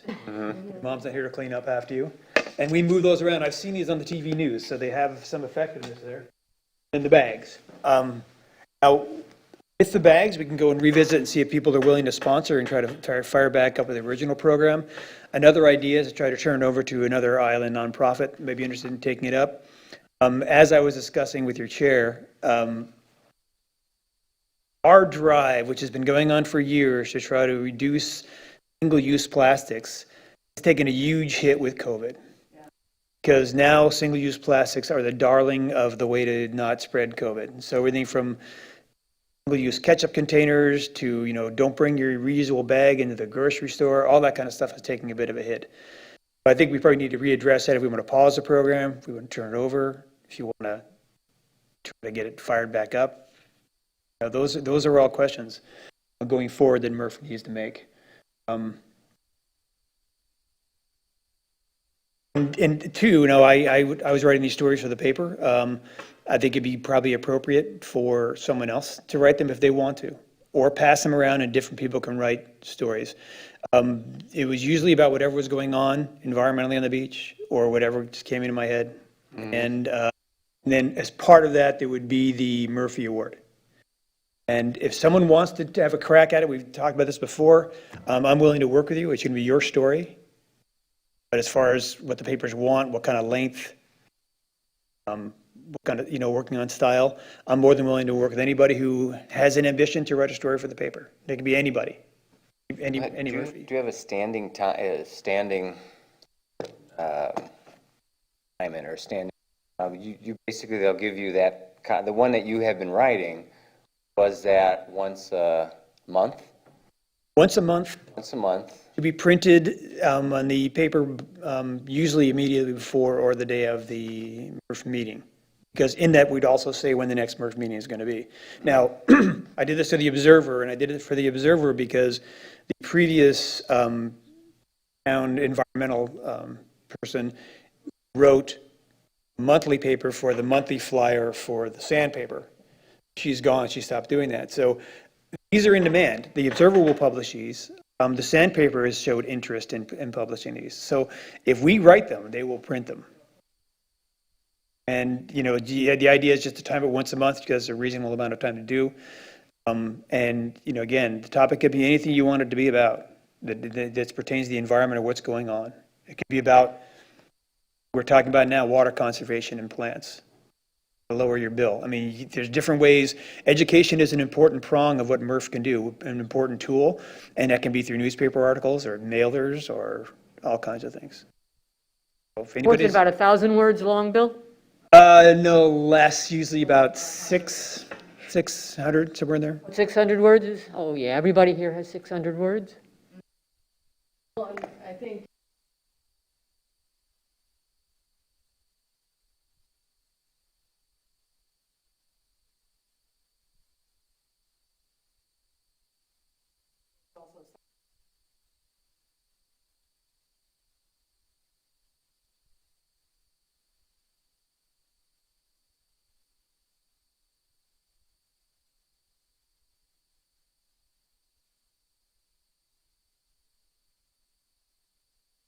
but yeah, and I'd be happy.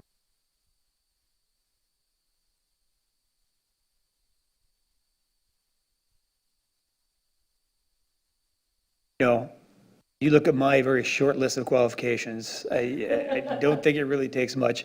But I think that, you know, maybe one story I would suggest is, you know, talk about single-use plastics. How to balance your personal safety with the environment. I mean, there's certainly benefits. Well, you know, there's cheap gas and I've got nowhere to go. I'm driving a lot less than I did, but didn't drive a lot anyway, and I'm driving a lot less. But things like, you know, how can you avoid single-use plastics when you go out shopping or in a way that's safe? Who's Yeah, this read water Bill's bill might be a good one, articles too. Yeah, the all water the bill's time? another one, They're yeah. just topical. Yeah.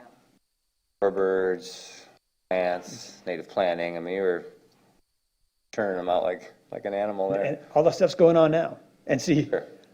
I've written about a lot of stuff. I'm kind of running out of stuff to write about. So a fresh voice, you can write about the same stuff I did and make it interesting. So it's a good way to communicate. It's a really powerful tool, I think, that MRF has developed.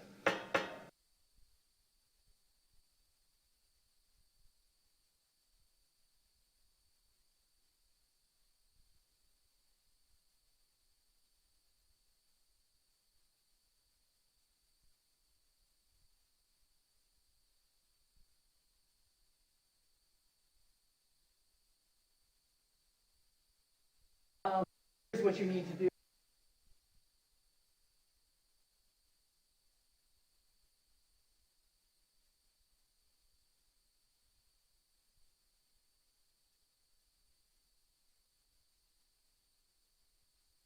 Okay, well, if we agree to do it, I mean, unlike previous chair, I won't take responsibility for it. That's not necessarily my forte, but I don't think one person should. I think we should split it up. that's what I'm I thinking. think If that we'd if like to everyone were to continue it, take then two topics the- and write an essay, and then we would have 14 of them, and we're all set, we're done with that. We got it for the next year. Just hand them in one at a time. Write them and put them in the parking lot for later, right? I love it. I mean, we don't have to have them all for the next meeting, but, Yeah. you know, something along those lines, where we all work separately, and then we're all finished. That's one approach. The other would be to actually just take assignments for monthly columns. Right, we can do it that way, too. Then maybe you can make it more topical too. You write about something that, you know, 6 months later isn't very different. So let's move to a vote. I think if we do it, everybody should agree to take a month anyway, right? Why don't we start with Renee and sunscreen for next month, and we can think about it. Renee is more than willing to take sunscreen for next. Will that get us through to the next meeting then? And in the meantime, we can each come up with a couple of topics? No, Again, I think topics are current, whatever's, I think, Okay, so we're going to take a month then, is I that just it? feel that way. Yeah, I just feel sort of Yeah, like that's the it's way to about do what's it. happening at the time. I mean, that's just me. You know, what's pertinent, what's current. So I'd hate to write something to know it's going to go out in November, and then by that time, it's old news or something. It's not relevant anymore, okay. write about turtle season that comes out in December. Right, exactly, for nesting birds and.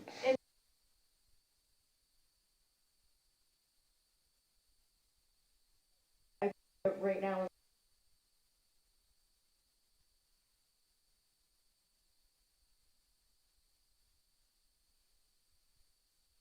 Right.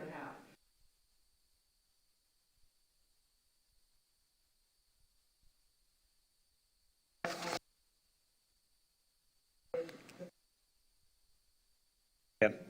I think that's a really good idea, because, the other thing is you get the kind of low-hanging fruit, I mean, so, going with single-use plastic bags, if you're not wearing a mask in Publix, there's probably more safe ways to do that and not use the plastic bags. You know what I'm saying? So, yeah, I think that'd be a great first try, and then everyone has a month to think about the next one. Okay, let's do that then. You'll take at least the first article, I'll and take then the by, first article, and Terry will. And all of you can communicate with me anytime. The sunshine law doesn't apply with you communicating with me. It's just with each other. Same with Chad. That's July that Renee is doing? I July? believe, what are the deadlines you said? I mean, usually. Well, usually about that has to be done, wrapped up with the bow and everything, a week before usually the paper comes out, because that gives them a chance to get it. And, usually it's actually just a few days, but a week is usually my guideline, just so I give them a little more time. You had said it's always the one before, the edition before the meeting, so then you can announce the next meeting. Right, then when you announce next, and it sounds like, I assume you guys will be meeting in July, because it sounds like Chelsea has got. Yes, I believe we will. Going anywhere? Yeah, you can write something out, think about it. July, I okay. will email. Okay. And then with regards to the Murphy, we continue that, where we recognize, we have a couple in bank, technically, so we can, We have the turtle mural. let's see, yeah, we have little mural, we threw up for consideration also Island Winds. They had completely redone their whole property. That's Turtle what lighting. that's what I wanted to check on. Is that in fact true, Chad, that Island Winds is perfectly compliant? Correct. Before we give Yeah, them any I actually award? took a tour there. I did the thing, I have it, the PIF photo and everything. I mean, Okay, it's- we use our light tester at night? We know they're good, right? Oh, yeah, oh, yeah. Okay, yeah, good. Yeah, this turns out they told us Cesco did it, which was interesting, no idea. Really? So, the local people, yeah, not the one we know, but, and also I thought there was actually even a third one. There's also, I had a mom-daughter bringing a bird to crow. A small little, I don't think we were able to even identify what kind of bird it was. It wasn't a typical shorebird, like a whippoorwill or something. It was weird. Yeah. That was banked. I don't know if that was even came up, but I have the photo of that. We have a photo? They're Yeah. from Minnesota, yeah, so you know how it is. Okay, Like to good. Keep one in the bank. Oh, definitely. So technically, we have 3. I don't know if any of those are people are willing to use. I think, you should vote on what you want for next month.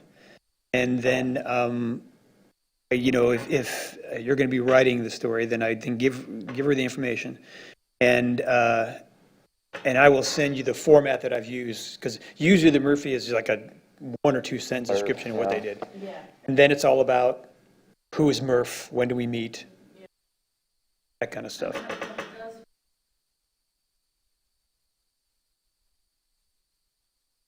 Yeah, that's a condo down south, but. Yeah.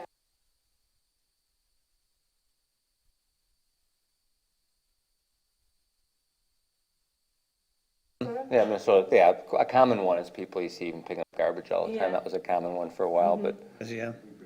typically it was usually a person. So organizations was sort of new. We did that a couple times, I think.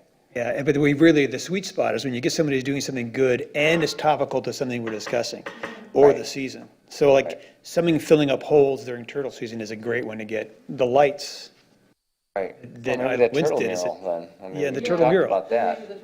Yeah, but the lights are more important. I think so too.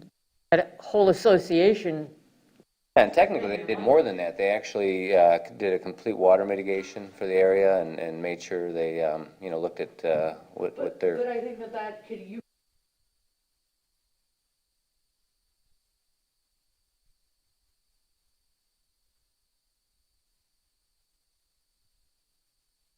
I don't know what you mean. So if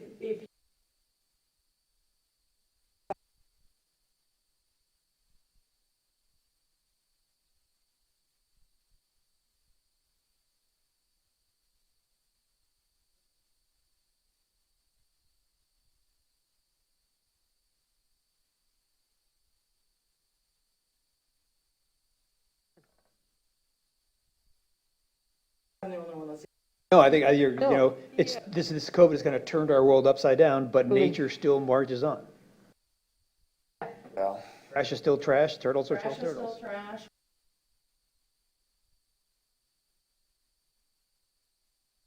I think Island Winds did a remarkable thing, okay. changing we'll take a all of their quick- lights. Quick And vote and then. We got I Island nominate them. Winds. Got the mom and daughter, we got the turtle award. So all in favor of Island Winds? Aye. Aye. I can't vote. 1, 2, 3, 4, I think we have it, yeah, right? Do I need to, okay, so, Island Winds it is. So I need to get that information to Renee then, right? The photo and sort of the, what they, Yeah, and I think they deserve a double spread. I mean, I think what they did is remarkable. right? You know, just, not like just picking up trash. That was very expensive, you can imagine. And a But lot the, of- the beauty of it is the residents all love it too, which is, you know, usually you figure you'd get some pushback there, but anyway, so, all right, so. Is there an individual that we, like, who is I the have his president? name, I Is that- have, it's sitting at my desk. Like Okay, I said, good. I took a couple photos of him, he was the HOA president, I think, that sort of led the whole. Oh, he came and spoke with us once, didn't he? I don't know if Was he did. here? I don't know if he did. Okay. Thought that I had met him, but maybe not. Johnson, yeah. They're not involved with the walkway across the preserve? No, So this is they're, further north. They are Santini, I think, maybe just a hair north of Santini, on obviously the south side. Looking at the map, and it's like they're right on the south edge of the preserve. I think you're looking at a different one. Maybe I don't This have is- the name right. Okay, what is, Island Winds. it's, I thought it was Island Winds. Island. Just, we don't want to, That's a,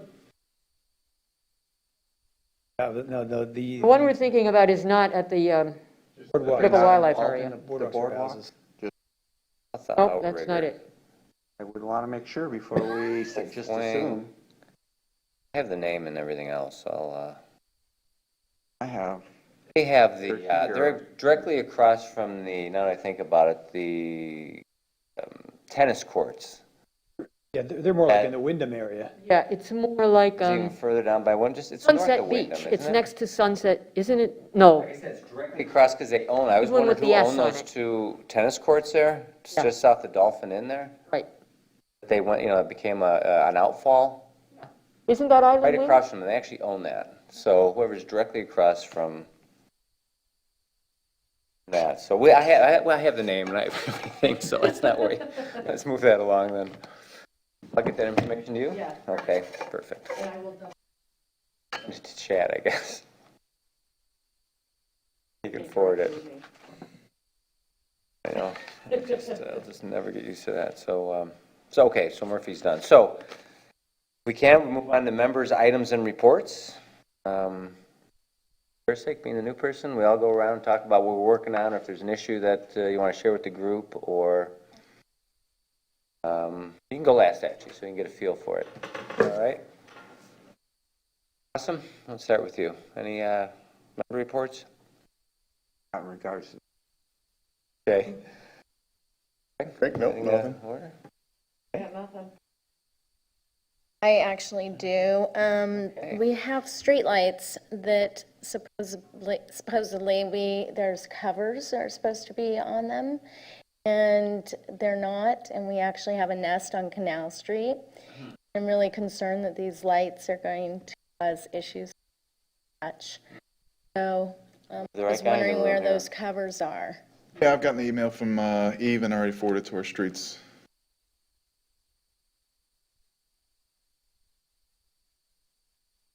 Okay, I have two things that I'd like to bring up, please. The first one regards the website. When you go to the Fort Myers Beach website, if you were to go looking for information on sea turtles, which many people do at this time of year, you cannot access that information easily. You have to either do a search on it, or you have to read through the information and go to visitors, resources, and environmental science. I would like to see, when you go to the front page for the Fort Myers Beach website, on the left-hand side where it's quick links, I think we should have turtle time there.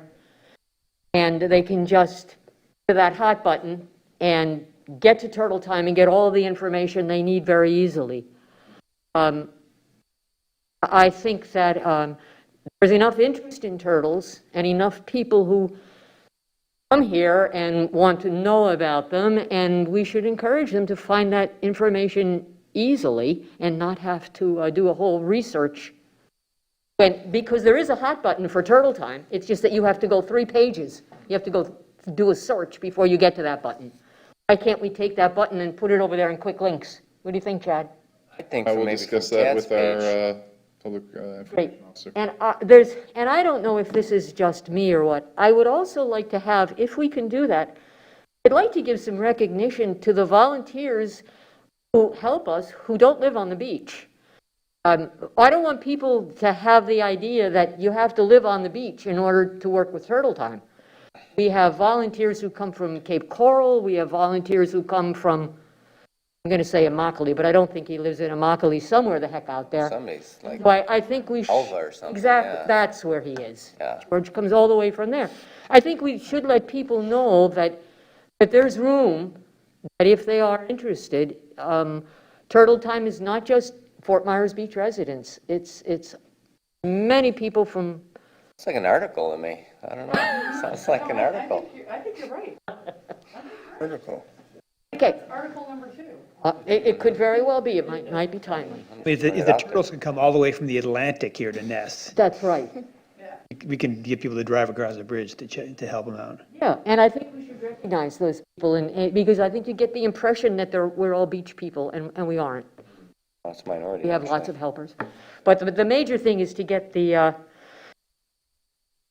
Turtle Time and the quick links when you get to our front page. And the other thing is, I wanted to ask you, Chad, we had those several areas that were bulldozed through the dunes down in zone, what is that, zone 7, Next from to Lanark. Flamingo Lanark. up. What's happening with them? Because that was an atrocious thing, how that bulldozer has gone right through the dune, and it's multiple houses in a row. It's not just that one right at Flamingo. There's several of them in that area. At Flamingo or at Lanark? Yeah, well, starting from Flamingo and going north. There's a number of them. There's about 4 different houses there that have gone through. Isn't it, Steve, that I think we I know saw? what you're talking about. I think you're talking more about those dunes that are being sort of cut away from behind, between the dune and the home. Yes. I haven't gotten any complaints on those. The one that Lanark that you did send me was Yeah. followed up with code enforcement. What's going to happen? Did someone, I haven't gotten a reply. They were sent a letter. how long do they have to reply? They have, because of COVID, Oh, it was pushed back to August 20th, I believe is the next date. wow. So it's either, my understanding is it's irrevocable damage, the fine, or the magistrate and plead your case. I think we need Interesting. that restored there. I mean, if there's any Is there a way that we can requirement to press for that, mitigate? I think we Yeah. should. Is there a requirement to mitigate, or can you just pay your fine and say, okay, I got what I There's a wanted? dune restoration in the ordinance that we require them to go through. But yeah, I'd like to follow, and I will look at those other properties and send you some information on that, Chad. Maybe we'll work on that. Yes, ma'am. I mean, just for our information, Shed, so if somebody is to build a dune walkway, which is legal, once it's permitted, that's not permitted through the town, is that permitted through the state? If you wanted to do a dune reconfiguration, town zoning allows for a 40-inch kind of walk-through, not a walkover, no structure, anything, just Path. your ability to kind of, path through. However, if you're removing dune vegetation, that does require a CCL permitting. The Florida Department of Environmental Protection, CCL is Coastal Construction Control Line, regulates of the 1991 coastal, or less Estero. Right. Yep, it's a highly regulated area just because it's your property.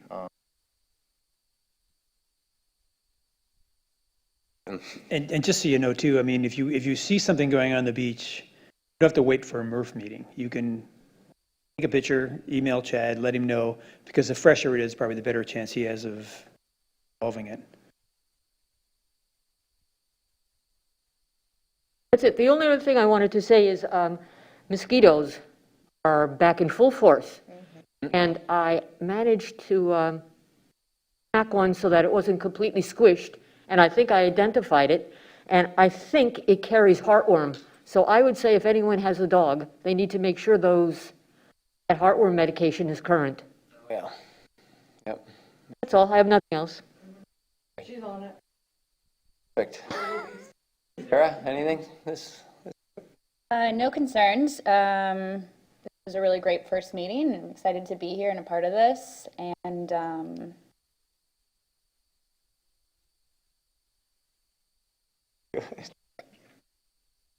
Okay, my turn. So a couple things. One, dates. We haven't gotten together so long. You know, I don't hope to pull this too long, but the speed reduction, that's moving along down at the south end? So a narrative and the geographical description was sent to FWC. They offered a soft review before we submitted the proper application. Okay, so you got all that data for the application done and everything too. The statistics and things that the FWC had required for the. Perfect, beautiful. And on the fertilizer ordinance, now that that's put together, do we have any effect at all now that it's in effect? How that's being pursued? Do the applicant, the landscaping companies, are they aware of it? Have they been trained? Are people sending soil samples in to be tested? I mean, do we know if that's an effect or? Yeah, so education is going to be the main tool for that. Work with our public information officer to Something together to our for them. landscapers. Yep. Because my thought is that a lot of them don't even, even homeowners probably have no idea that's even a new ordinance. Guessing. So, gotcha. So we don't need to do anything on our side for MRF. If you want to write an article. There you go. Well, there's no new. No, absolutely. I mean, that's. Okay, put that down. And also, if there's private streetlights that are like the old high-pressure sodium had, like at Lenark, there's a couple right there, but I don't know if they're private or town-owned because they weren't converted to the LEDs. Not sure if you have locations or if you can send me an email on it, I will chase it up with Just send you an Public email, Works. is that the best way to do it? Yes. Okay. Okay, with a photo of it and stuff, okay. My concern is lighting when we get into this hatching season, which Of is course, yeah. soon. That's when it comes hot and heavy, by the way, Chad, because Because there's stand so by many nest, lighting you can see violations. what's Agreed, going on, Chad? so. Too many lighting violations. Yep. But also, I'd like to. Take a BB gun and shoot them all out? No. Okay. Stays. Once you write a letter to the business or the homeowner or the condo association and they don't comply, what happens then? We're doing weekly inspections. So they get a warning first.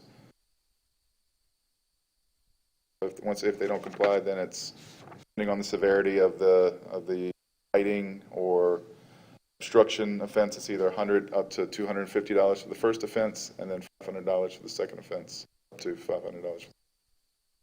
Most people comply, Chad, when you, I don't think anybody's necessarily purposefully malicious. Everybody wants to do the right thing. The main challenge has been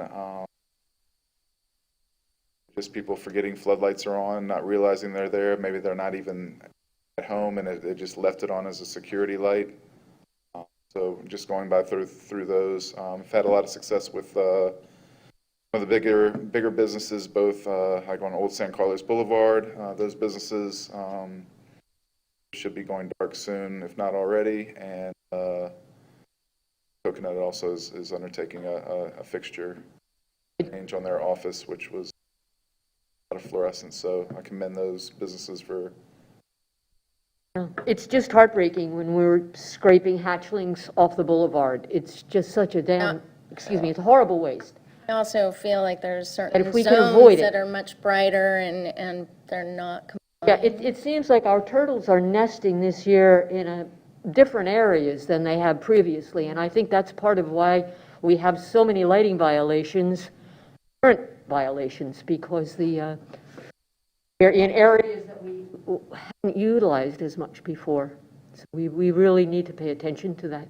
Well, at that point, though, I think the nests are over 2 times what they were in 2018, which is the comparable Right. year. You guys all know that nesting females nest every 2 years, and 2018 was the red tide year. So to have over 2 times as many nests is incredible. And you speculate about it, you think, well, because of the COVID, none of those rentals were open. So the beach was as dark as I've ever seen it this spring.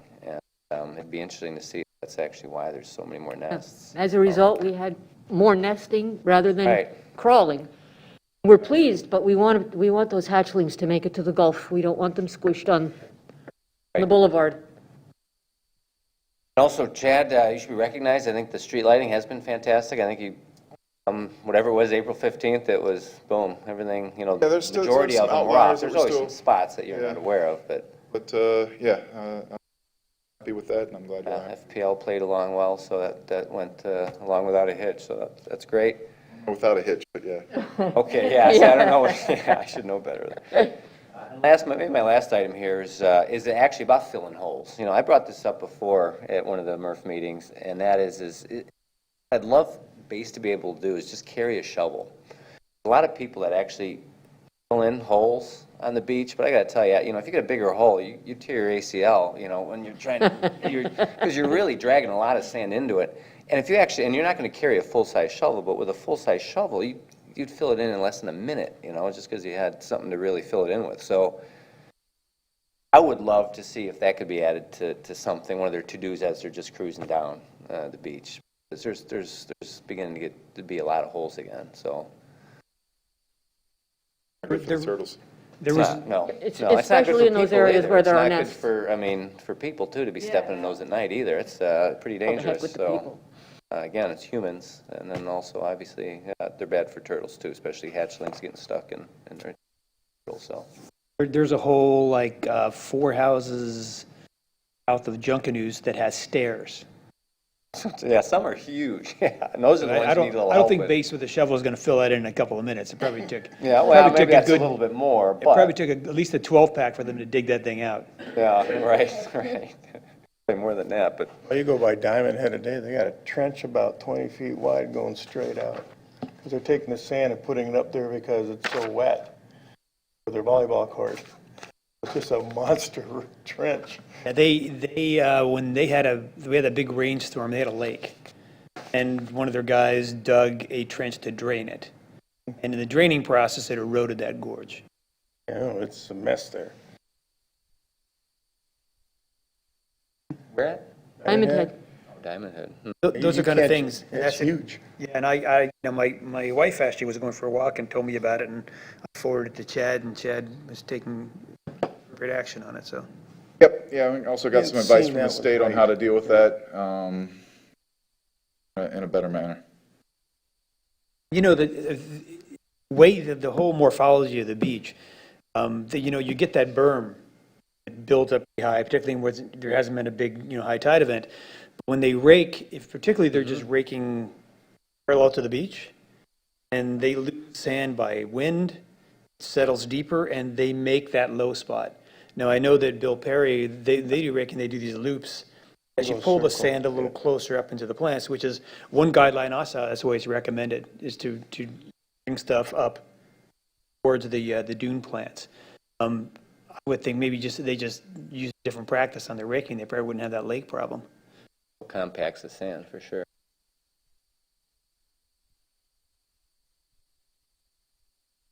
Why do we allow raking to continue if it causes?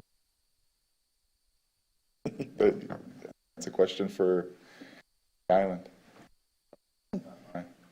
Grandfathered in is what I always hear. Okay, so, done with members' items and reports, let's move along here, public comment. Do we have any guests here, public comments? Oh, Phil, would you like to speak or anything, or, okay.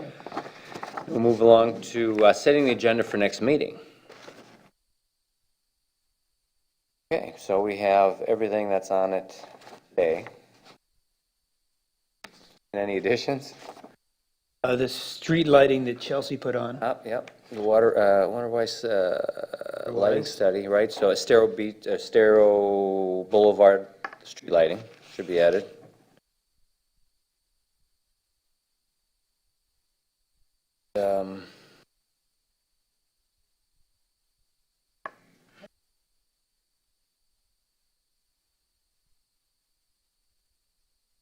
We're also talking about the will.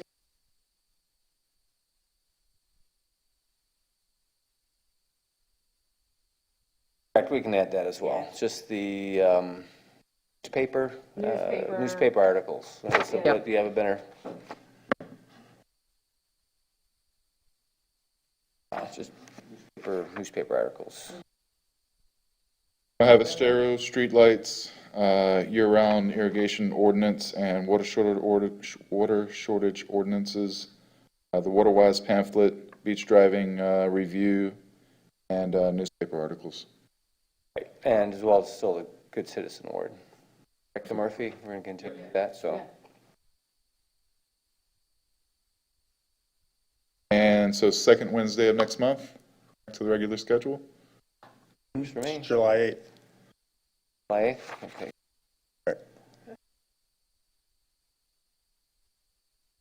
PM? Correct.